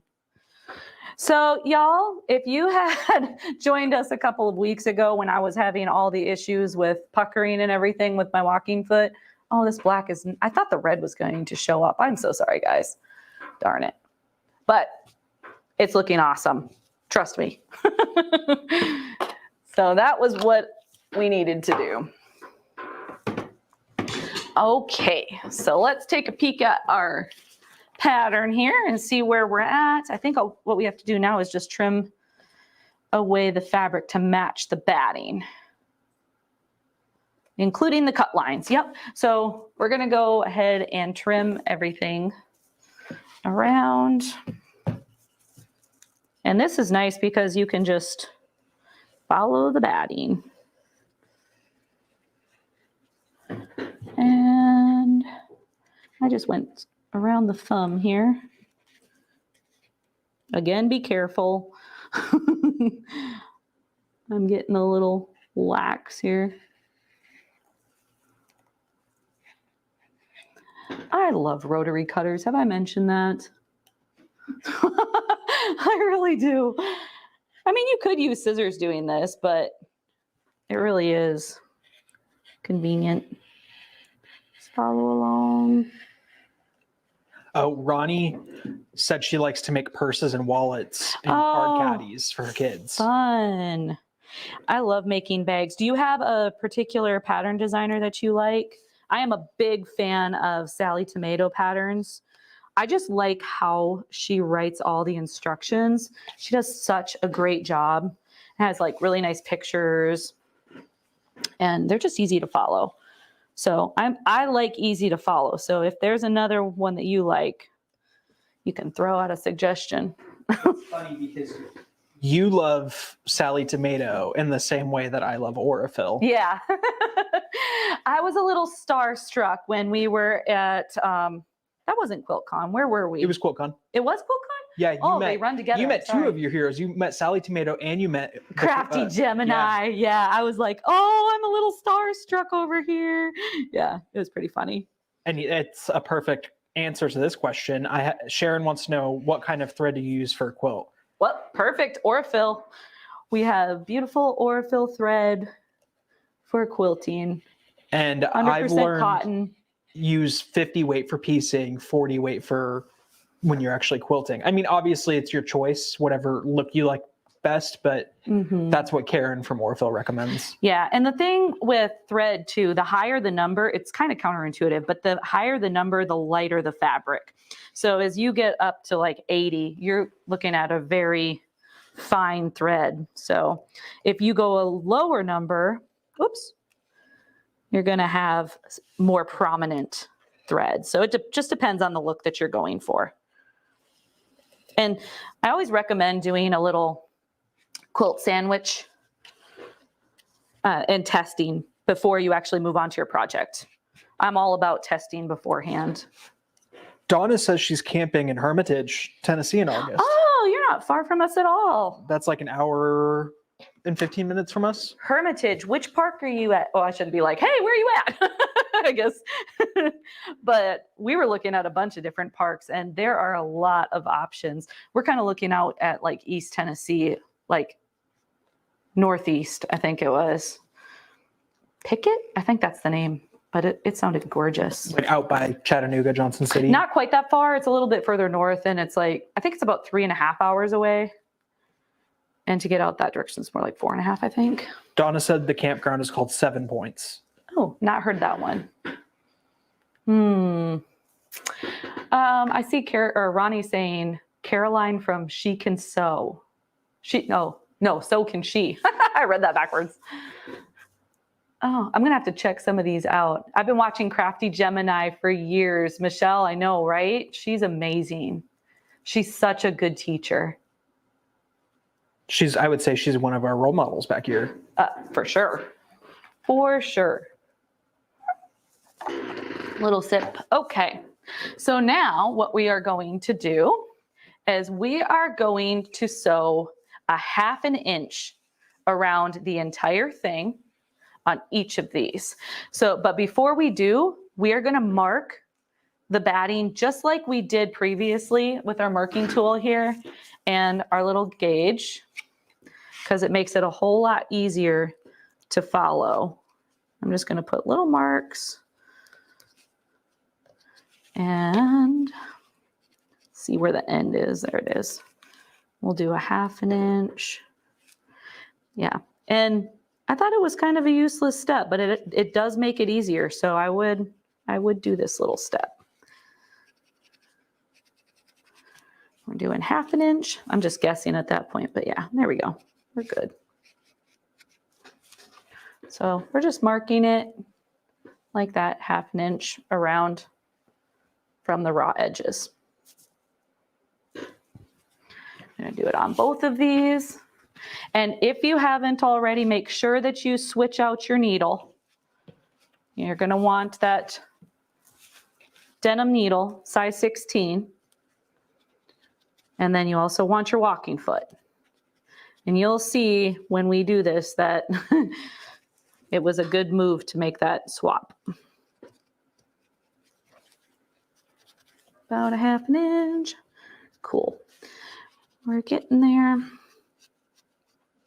So I was previously asked what the seam allowance is, and I would mention that they say it changes. So we're going to do a 1/2 inch first, and then we're going to go back around and do a 1/4 inch. It doesn't state why, but my assumption is that it's smushing down these ends. I've done patterns like purse patterns where it says that. We're going to do a 1/2 inch around the whole thing, and then we're going to do a 1/4 inch, and it squishes it enough that it makes it doable to put both layers together. That's my assumption. If it's something different, Jiffy Mitt, let me know. Okay, so we're gonna take these and we are going to sew 1/2 inch around the whole thing. So again, this is a great point that if anybody has any questions, let me know. But we'll keep this on this camera and we'll make our way around. Around the curves, you can go slow again. This time I'm doing the 1/2 inch, and that is going to be the edge of my little tape here. So we're gonna get started.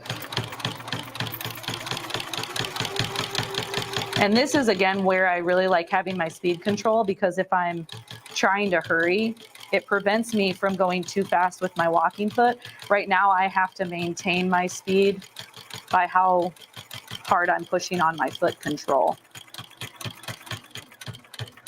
We're just gonna go around slow.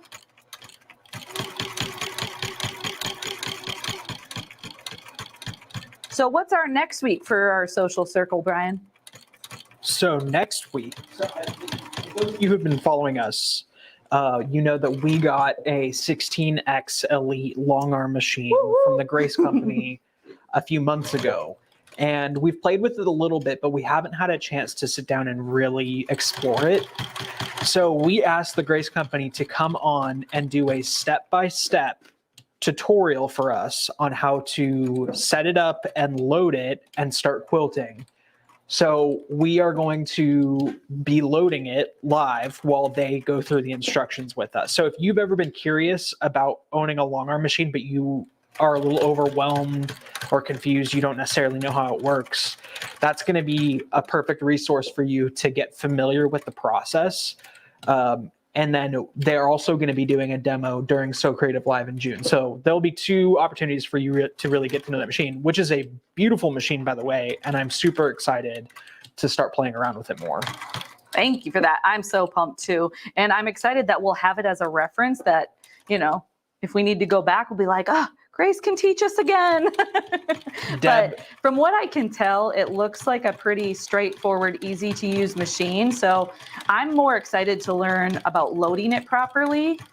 I don't know about you, but I'm pretty pumped about that one. So yeah, I we think love the that's Grace Company. what I feel the most overwhelmed by, because once you get it loaded, it's kind of like, oh, okay, now you just do what you need to do. Mhm. But getting it loaded, I didn't realize was as important of a step as it is. There's a lot of little steps that you have to take to make sure that your quilt is loaded properly. Mm-hmm. By the way, Deb asked if we would be renting it out, and we will not be renting it out, but maybe we'll let you come back and play with it someday. We might start a long arming business too. Yeah, there you go. Be like, hey, Jeremy, our boss man. That would be kind of fun. I see that Chris had mentioned he loves his 16X Elite. I am so glad to hear that. Chris paired his with the Q-Zone hoop frame, correct, Chris? If I remember correctly. It's been a while since we were chatting about it. It was so funny though when we hung out with him at QuiltCon and we got to the Grace booth. He saw the new Elite frames and we lost him. We lost him. He disappeared on us. We were hanging out and all of a sudden Chris is gone. That was funny. Chris says we should chat about loading options sometime. Oh, fun. Pinning versus red snappers versus zippers. Because I know he did a tutorial on his TikTok. Correct me if I'm wrong, Chris, but I think it's the red snappers he's talking about. He sewed them into the leader cloth and it's like magnetic, I believe. Chris, we'll definitely have you on. Yeah, we would love to have a chat about that. Plus, we are also talking with Sew Tight, and they have an amazing product that helps loading your quilt too. So I want to hear more about that. So lots to talk about. Before we keep chatting here, I want to mention, as we're doing this part by the thumb, we're going to go around slowly, right? But it's going to make it a whole lot easier if you flip the part that you're not working on out of the way. That way you're able to look at your little guide over here and you won't mess up this little loop here. So we can just move forward, do a little bit at a time, stop, put that down, and then do a little pivot, a couple stitches, make your way around, and then moving it out of the way. The other side, as soon as we get to this point, makes it a whole lot easier to see what you're doing. Okay, so now I'm going to move my thumb out and I'm going to use my little guide on my needle plate.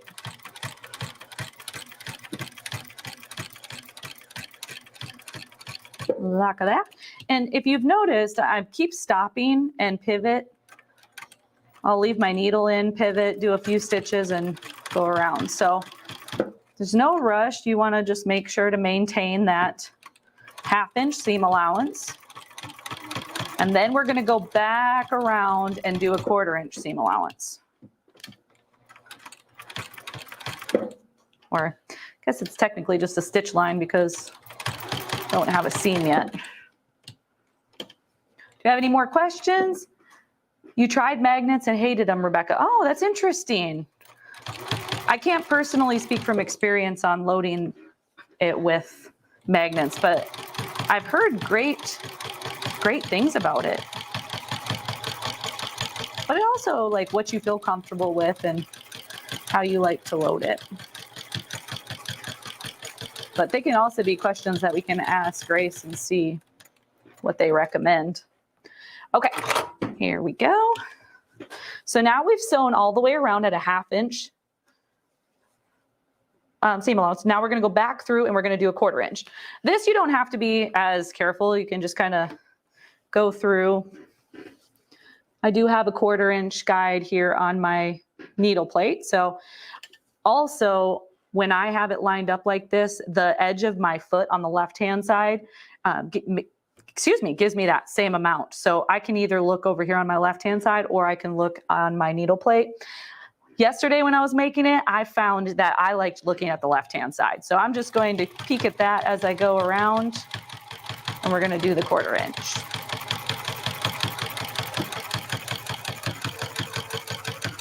That'll be a whole lot of fun. See why this walking foot is so nice? It just moves everything along. And this doesn't have to be pretty. This is all going to be hidden. Bless you, Brian. We got sneezies over here. There's something in there. Everybody's been having allergies. So again, I'm going to come over here, flip over the part that I'm not working on. And just bring that through. That's probably a little close, but that's okay. We trim away a little bit of bulk, but be okay. If Deb's still watching, we were talking about projects that we could have on the Sewcial Circle, and we were talking about a purse with like a tote style. And that's what I did on our Facebook Live the other day, and I really enjoyed that one. It's a little bit smaller than I was expecting it to be, but it was the first time I'd made it. So It was kind of a learning curve, but it was a fun little project. So I think I'll probably do that on here as well. Did anybody else do some suggestions for the social circle? I'd love to hear ideas. Got some fun ones coming up. Dad says she's still here. Somebody did compliment the apron in the background earlier. Oh, thank you. I appreciate that. We did a tutorial on it, but we could do a live on it too. Yeah, we have a full tutorial. That actually would probably exceed our time frame, but we can look at it. Maybe if we prepped ahead of time and did some of the cutting beforehand, then we'd be okay. So we'll look into that and see if we can make that work. That was a fun pattern. Actually, you know which one that is, Brian. Do you mind letting people know what that part number is? Yes, and while I look for that, Ronnie said that we should do bowl cozies. Oh, we just were talking about bowl cozies. Great idea. Okay, we'll add that to the list too. I like bowl cozies. I like things that are useful, but afterwards they're not just sitting there. I'm glad about that. The crisscross apron pattern by Mary Malari Designs. Yeah, we sell a lot of those patterns. It is definitely a loved pattern. It was super easy to do. So that's a great beginner to intermediate. You would be totally fine doing that particular project.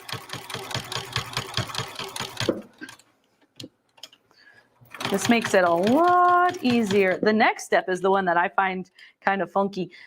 You have to cut away the bulk, but you're doing it at kind of an angle with your scissors. I'll show you here in just a second. I like having that out of the way. It just kind of feels better. We're getting close. It's coming along. I feel like everybody can do this project. Feel pretty confident with it. Everybody feeling good about it.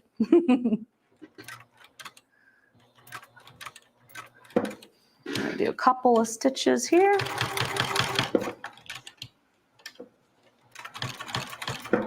I love this machine.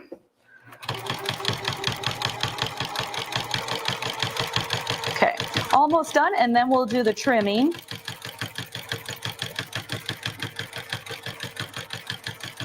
Just a couple inches. Okay. So now you're going to want a really sharp pair of scissors for this.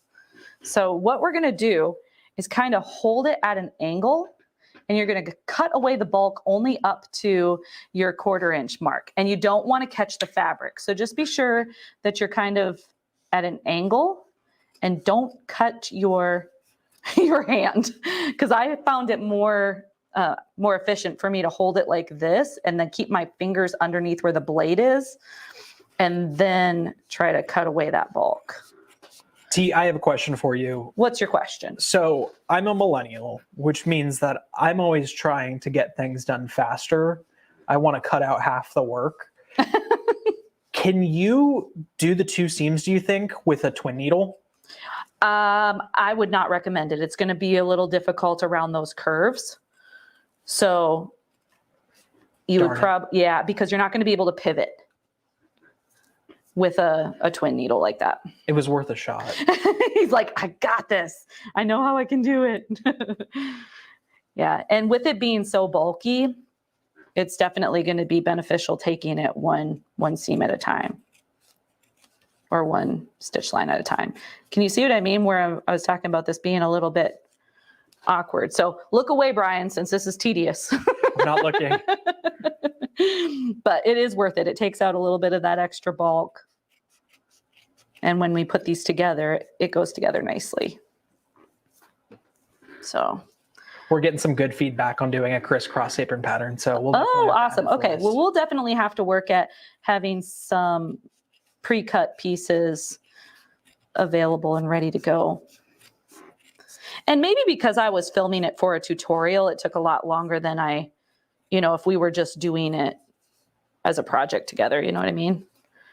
There's a lot that goes into tutorials, different angles and stuff. Kelly joined late and wants to know what you're making. We are making the Jiffy Mitt. It's an oven mitt. There you go. There we go. You can see it. And it's quilted on the inside. There we go. It's a lot of fun. I'm enjoying this. I had never made one until yesterday, so I'm liking this, trying new things. I get where I'm like, all I want to make are purses or some clothing or doll clothes. I love making doll clothes, but that's because I have a lot of people in my family that love the American Girl dolls. Got a lot of nieces. So what do you guys like to sew besides crafty projects? Do we have quilters out there? Home decor? Do we have embroiderers? Maybe we should do something with embroidery. We should. That'd be kind of fun. I want to learn how to use my embroidery machine to make patches. Oh, it's still more of like an applique thing where it's got the satin stitch around the edge. Exactly, yeah. Fun. I want to learn how to design them in Illustrator or whatever, and then use a digitizing software and then turn it into a patch so that I can design my own patches from start to finish. Wow. But that might be a little while from now. Yeah, you've got this. I have faith in you. You can do it. We'll learn together. Baby Lock does some amazing tutorials on how to do different things like that on their machines, and they look so fun. You know, Ronnie, I think you're right. We're going to start when we plan further. We're going to try to plan further ahead and provide the supply list a little sooner, especially if it's a pattern that needs to be purchased ahead of time. That way it gives everybody a little bit more time to get the supplies together. Yeah, I agree. This is, what are we on, our 4th week now? It's a learning curve. So we appreciate you bearing with us while we're learning all these things. Our motto is fail forward. Yep, fail forward. Got to start, right? Now we know. Okay, we cut away the bulk. So that's gone. And now we get to do the fun part. So if you want to switch back to the other camera for now, we're going to talk about putting these two together. We're getting there. Okay, so they mentioned using long flower head pins. I love those. But in this particular case, I did use my Wonder Clips with it being so bulky. I found that they worked really well. So you can use either one. Again, I was sew on 1/2 inch. Okay, leave lower edge open. Perfect. Okay, so we're just going to clip around the outside. We're going to make sure everything is even again, and then we are going to do a 1/2 inch around the entire thing. So this is a bulky layer. We did cut away some of that bulk, but you're going to want to take this nice and slow. Again, if you have not switched out for that denim needle, please do it. It's going to make a difference. You're going to have less headache, and you're going to have better luck getting good results. So it actually goes together nicely, holds together nicely. You don't need a lot of clips. After this, I need to sew some buttons on some shorts. Anybody like mending? So doing buttons? Gotta do that here in a moment. Okay, so we're just gonna do a few, super easy. Take a peek. Okay, you don't want to sew the bottom closed. We're going to leave that open. Obviously, we want to be able to put our hand in the mitt, right? So leave the bottom open, and we're going to do 1/2 inch all the way around. And your blue line, everything's good now because you've already sewn a 1/2 inch. So all you have to do is actually follow that previously stitched line. Makes it nice and easy.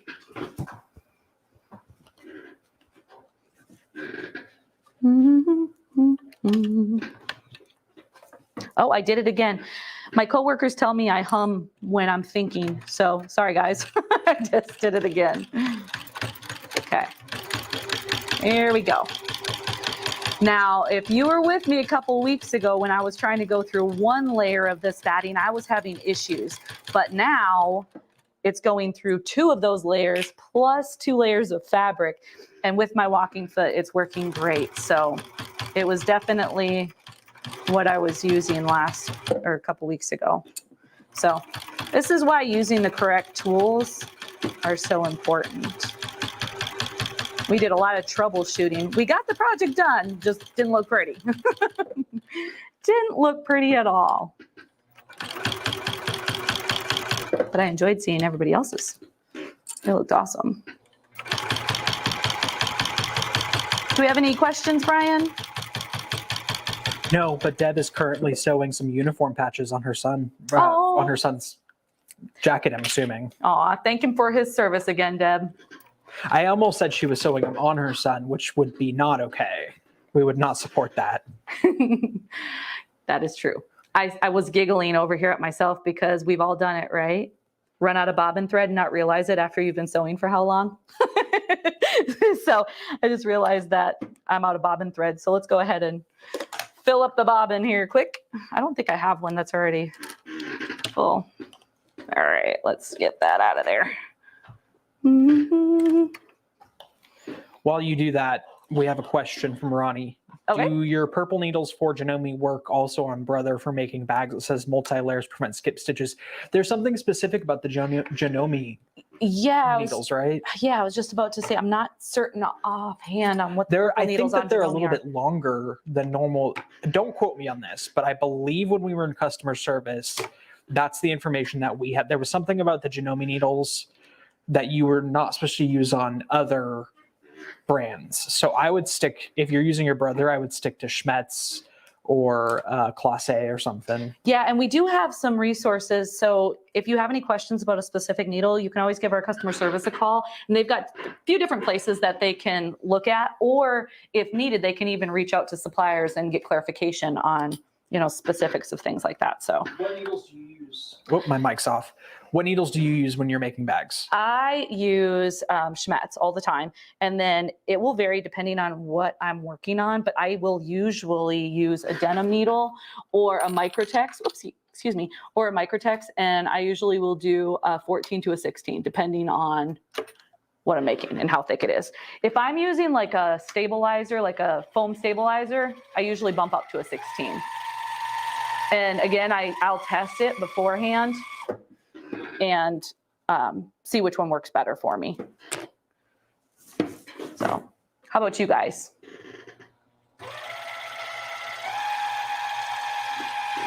I don't think I need to fill this all the way. We'll see. We're almost done. I don't need to be a thread waster, but I'm also like paranoid that it's going to be empty and it's not. I know I've got plenty. I'll use it for another project, right? I think that's good. We've got plenty. Okay. So if you've not used a bobbin case like this, we'll go ahead and show, actually, if you want to swap over to the other camera, because this bobbin case is a side loading. So we're just going to pop that bobbin in. Going to have the thread coming off the back, and then we plop it in. And there's a little notch right here. We bring that thread back up to the notch, pull it, and it pops in. And then there's this little U. We're going to place that up.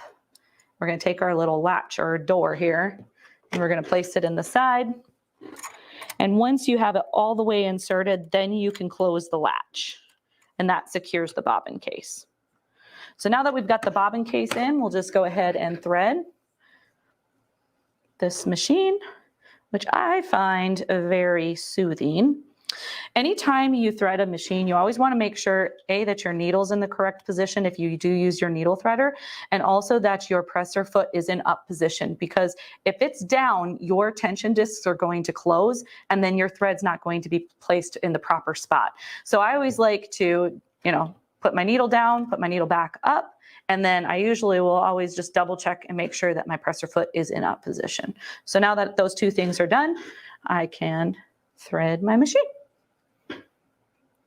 And we'll do this.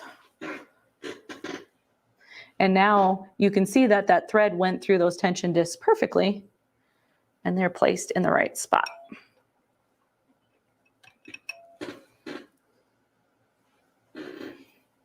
Almost there. And give it a little clip. Make sure you have a fresh end to thread. And now I can close it because it's through those tension discs, so I'm totally fine to drop my feet or my presser foot. Okay, and we're good. And now we can just pull up our bobbin thread, make sure we have that.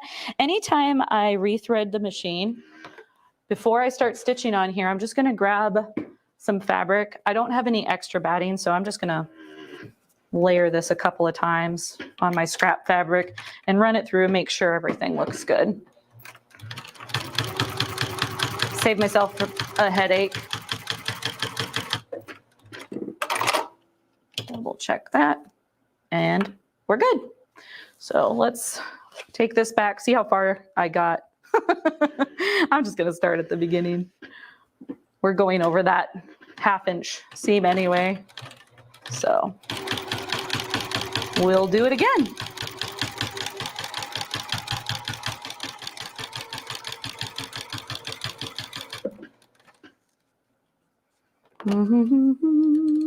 It's a little extra. A little extra. My thread's being extra today. And this will be all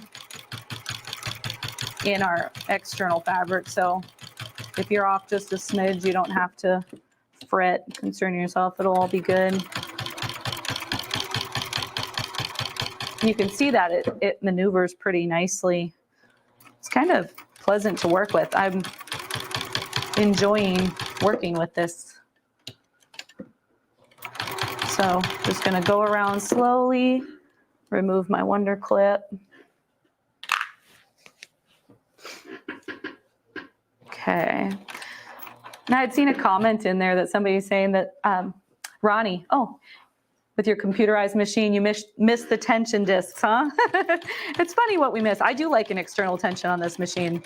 It's beautiful. Now, don't get me wrong. I do love my computerized machines as well. It just depends on what I'm sewing. I have the Janome Memory Craft 8200 QCP SE. It's a pretty long name, but I love that machine. That's computerized. Okay, do a couple stitches. Remember, lift your presser foot, pivot, make it slow around that little section. A little bit more. Ronnie says, don't you wish your machine beeped when the bobbin ran out? Beep. Oh, yeah. So there are certain machines that have that feature. So if that's something that drives you bonkers, I would highly recommend looking at one that contains the sensor for your bobbin. I know I was sewing on the ballad. And the ballad told me when my bobbin ran out, and I was like, the Baby goodness. Lock ballad Yeah. has that feature. Especially if you're a quilter and you're going through a whole lot of thread, that is something that you don't necessarily think is too useful right away, but it is so helpful when you run out of thread several times after stitching and stitching and stitching and then realize, oh man, how many times do you see it's all fun and games until you run out of bobbin thread? Guys, we're getting close. So close, so close.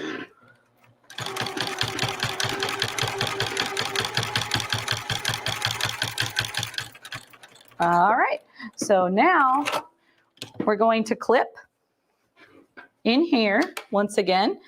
You just do a little V. So we're going to cut through here and cut here. Just make sure that you don't cut through the stitches. I'm going to take some pretty sharp scissors. Sorry, that was me. Have a little song over there. There we go. So now when you move your thumb, you're not going to have that resistance. Okay.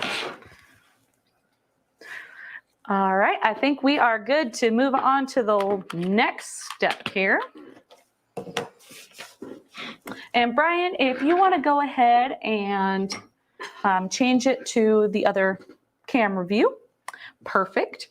So now we're going to grab our external fabric, which is all ready to go. And we're going to have our interior fabric. So the next thing that we want to do is take our external fabric and we're going to fold it up a little bit, about 4 inches or so. Now, I will tell you this part, taking a look at this, you're probably wondering, how is this thing going to get in this thing? because this is a lot smaller.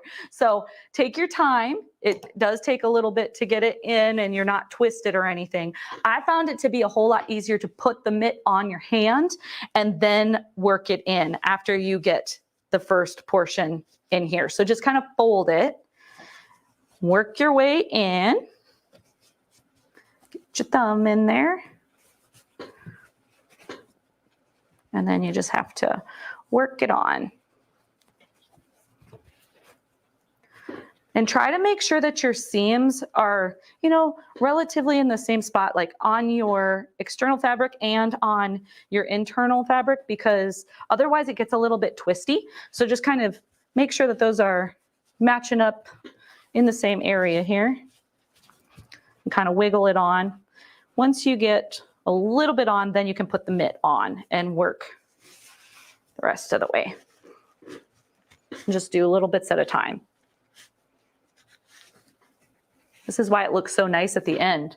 You don't have any waviness. It fits perfectly. So it just takes a little bit to get it in there. And I'm sure you could go around and trim even a little bit of the excess off, but then it wouldn't fit as tight. So it's just serving a purpose, right? And while I'm doing this, do we have any more questions? I keep asking. I'm like, I don't want to miss anybody's questions. Cool. All right. Well, we're almost there. We're almost there. I do have to say though, Rebecca's talking about her long arm in the comments. She said she wishes she had a long arm that wasn't computerized at all. Oh, well, we do have that option. So if there's a Grace machine that has just the 16X, so that will be featured on our So Creative Live if you want to take a look at that one. And then I believe there's also the baby lock option that you can have and just put it on manual mode. You don't have to have the stitch regulation. So there are options if that's something that you would like. Okay, so I think we're getting there. Make sure everything's nice and flat. Gonna do that. And at this point, we're gonna pull it down and we're going to hand bind the end, which we were joking yesterday because I'm not a hand sewer. And my stitches were a little iffy. Got the job done, but props to anybody that hand sews because it's fun. I'm gonna learn it. I'm gonna do a better job. So if you wanna swap to the other camera, I wanna show what we look like at this point. So we've got this over the edge. What we're going to do, we had previously pressed this, we're going to have that folded and then fold it over the edge here. And then we are going to stitch on the inside with just like a whip stitch. So I wish you could see this better on that camera angle. I'm gonna grab some of this thread. Oh, I misread Rebecca's comment. She has the only manual one. Oh, she's looking for stitch regulation? Yeah, I think she just wishes she had that. But you can add it later on. You can, eventually. yep. If you have the manual option, you can swap it. Okay, I put my regular needle in here, just my hand needle, but I can't see it. But I've seen Rebecca's work on our community page. And Rebecca, even without stitch regulation, your quilts are absolutely gorgeous. Thanks for sharing pictures. I love that. It's so fun. So now at this point, I'm just taking a hand needle. I'm going to thread my needle. And then I'm going to use my Wonder Clips to secure everything in place. And then we can hand stitch this down. And that's probably something that y'all aren't going to want to watch me do. We'll see. It's up to you guys. I mean, we can power through it together. I can show you what I do. I've got a little trick for doing the knot in your thread. You can check that out on our TikTok too. Right now I am going to do it just a regular knot, but I'm going to set this aside. It's all ready to go. And we're going to prep this. If you have your Wonder Clips, fold it over and then fold it over again, just like that. What I did was just did this side and then did this side and then also did the seams and then checked if I needed additional wonder clips anywhere else. But I found 4 to 6 being sufficient. So again, I'm folding it down to the center, folding it over the batting, and then placing a clip.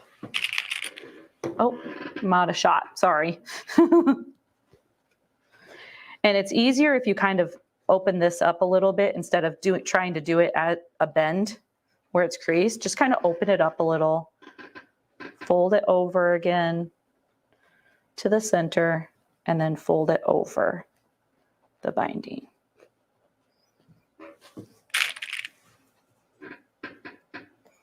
Okay. And then one more time, fold it to the center and fold it over. Okay. My squeaky chair. We did put WD-40, I promise. Okay, so now what we're going to do is start on one of these open areas. Whoops, I'm flipping over here. I want to make sure that that's folded. It's a little awkward to get started, but once you get started, it actually went pretty easily. So you're going to do it like that. We're going to take our thread. I'm using red so you can see it. Well, hopefully see it. But you could use black, so then you wouldn't be able to see it at all. So now I'm going to take the thread and go underneath the binding and catch just the edge of it. We're going to pull that through and secure it underneath.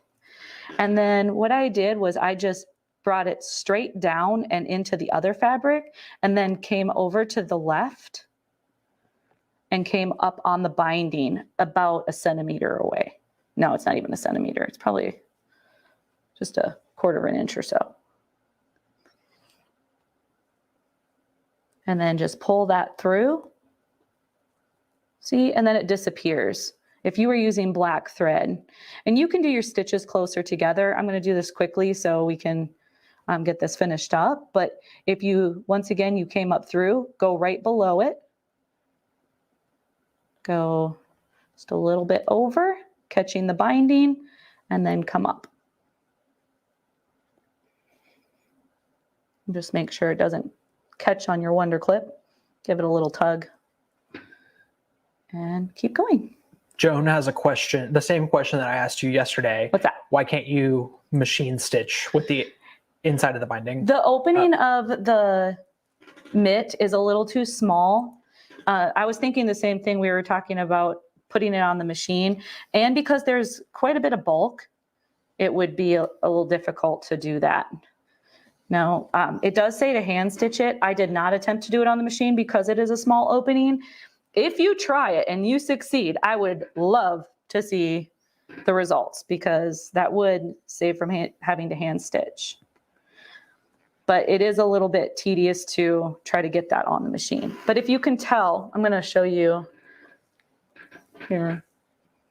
Can you see that? Not really. It's hard to see. Yeah. Okay. I'm just going to do this while we chit chat. Anybody else have any questions? No, but do you want to? I have something we can talk about. We can talk about So Creative Live a little bit more. Yeah. Let's Do you want it. to talk about the prizes? Heck yeah. So everybody knows our grand prize because we've been talking about it, but do you want to share what the grand prize is anyway? Heck yes. I keep saying, heck yes, we do. We want to talk about the Baby Lock Triumph. And the Baby Lock Triumph values at $7,500 all by itself. This thing is amazing. We had gone to some Baby Lock training and Brian and I got the opportunity to really sew on it. And it is an awesome machine. So it's a combination serger and cover stitch machine. If you've not used a serger before, it's going to give you that really professional finished edge. And you can also do cover stitch with it, which is going to be like a professional hem. So if you are interested in garment sewing at all, it's an awesome option. But I previously thought of those machines or that machine being strictly a garment machine, but it's not. You can also do quilting with it, right, Brian? Yes. So, what was your favorite part about the Triumph? I liked that it had a larger throat space and a speed control. Speed control is crazy for a serger and a cover stitch machine. That's so awesome. Oh, and the Revolutionaire threading on the needles I thought was really cool.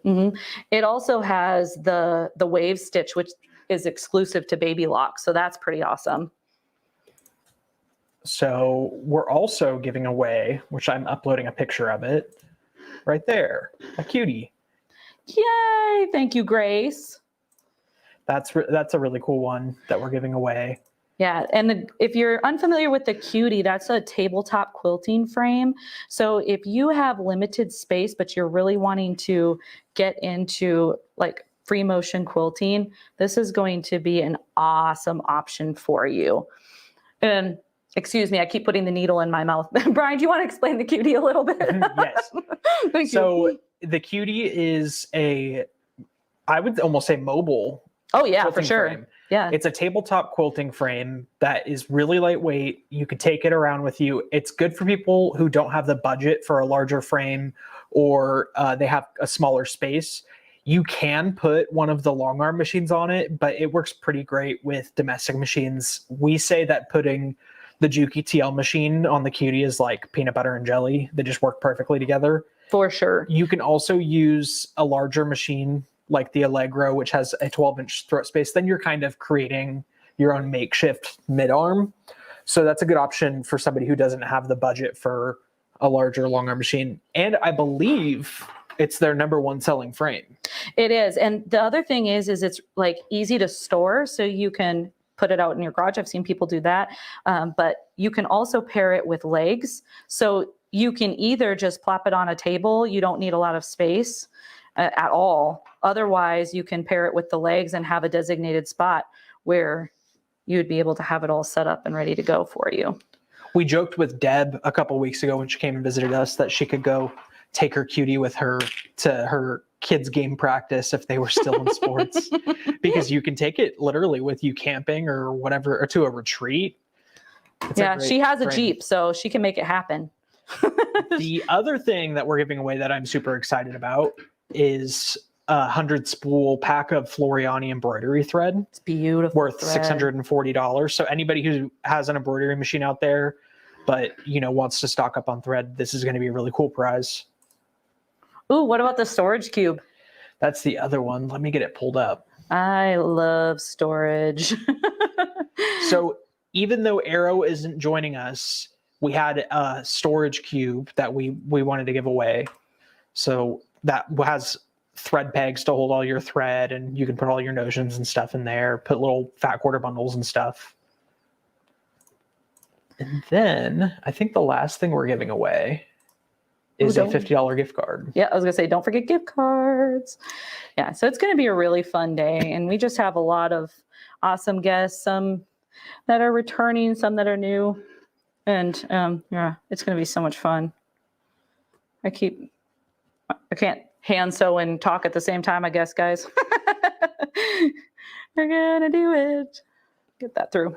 Ronnie Almost did done. ask if you had a free arm machine, could you technically sew it on the free arm? And I think you can. You just have to be mindful of the bulk, right? Yeah, you definitely have to be mindful of the bulk. And honestly, I should just try it because I don't know if that's going to fit around a free arm. It looks larger than it is. So it would depend on whether or not you'd be able to get that around. So if we test it, right now I have the Juki up, and this isn't a free arm machine, so I don't have the ability to remove the accessory table and expose the free arm. We do have an Allegro here, which has that option. And then we also have a Verve available that I could try it on here in the studio. Do you want to grab one of them, Brian, and just plop it up here on the table, and I'll try it really quick? Yeah, I can grab one. I'm interested now, because if we're hand sewing this, I might as well figure it out so everybody knows in advance. So I want to know also, because I'm all Me about too. streamlining the process. What about glue? Could you like I use don't hem really, glue? I don't really use glue very often, and I haven't in this application. So offhand, I can't answer that question.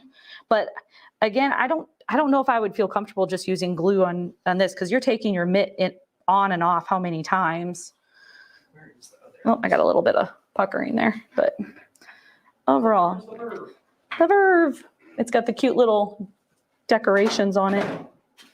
Sorry, I'm banging things up over here. I'm making little knots in here, but it's okay. It's turning out pretty cute. Maybe I'll eventually be like the most amazing hand sewer ever. I'm manifesting it, right? Is that what you always tell me, Brian? I am a wonderful hand sewer. You are. I'll take it. Actually, it's coming together pretty cute. And normally, or when I do this, I should say, since it's only been a couple times, when I do this again, I'm going to do these stitches closer together. It doesn't appear that it's necessary. They just say hand stitch it. Here, do you mind if I swap out your Juki Yeah, go for it. so I can? We're going to figure this out, guys. We're going to answer the question whether or not you could do it on the machine. We're learning together. Yeah, I'm done with the Juki. I'm trying to do this without knocking the camera over. We're making it work. I'm just going to knot this. And do I have red thread? I could try if it gets over the free arm. We can try. I'm going to get it all tangled on the last one. Perfect. Here you go. You want to take Okay. it? Yeah. Thank you. Excuse my reach. Okay. Let's do this at kind of an angle. So this particular free arm is pretty small. So for comparison reasons. Okay. Yeah. There you go, guys. So it is not, Yeah, yep, that wouldn't it's not going to work. So this is a pretty small free arm. If you had a super narrow one, maybe, I'm not sure what the smallest size free arm would be, but like I said, this one's pretty small. So that would be why you have to hand sew. So now we know.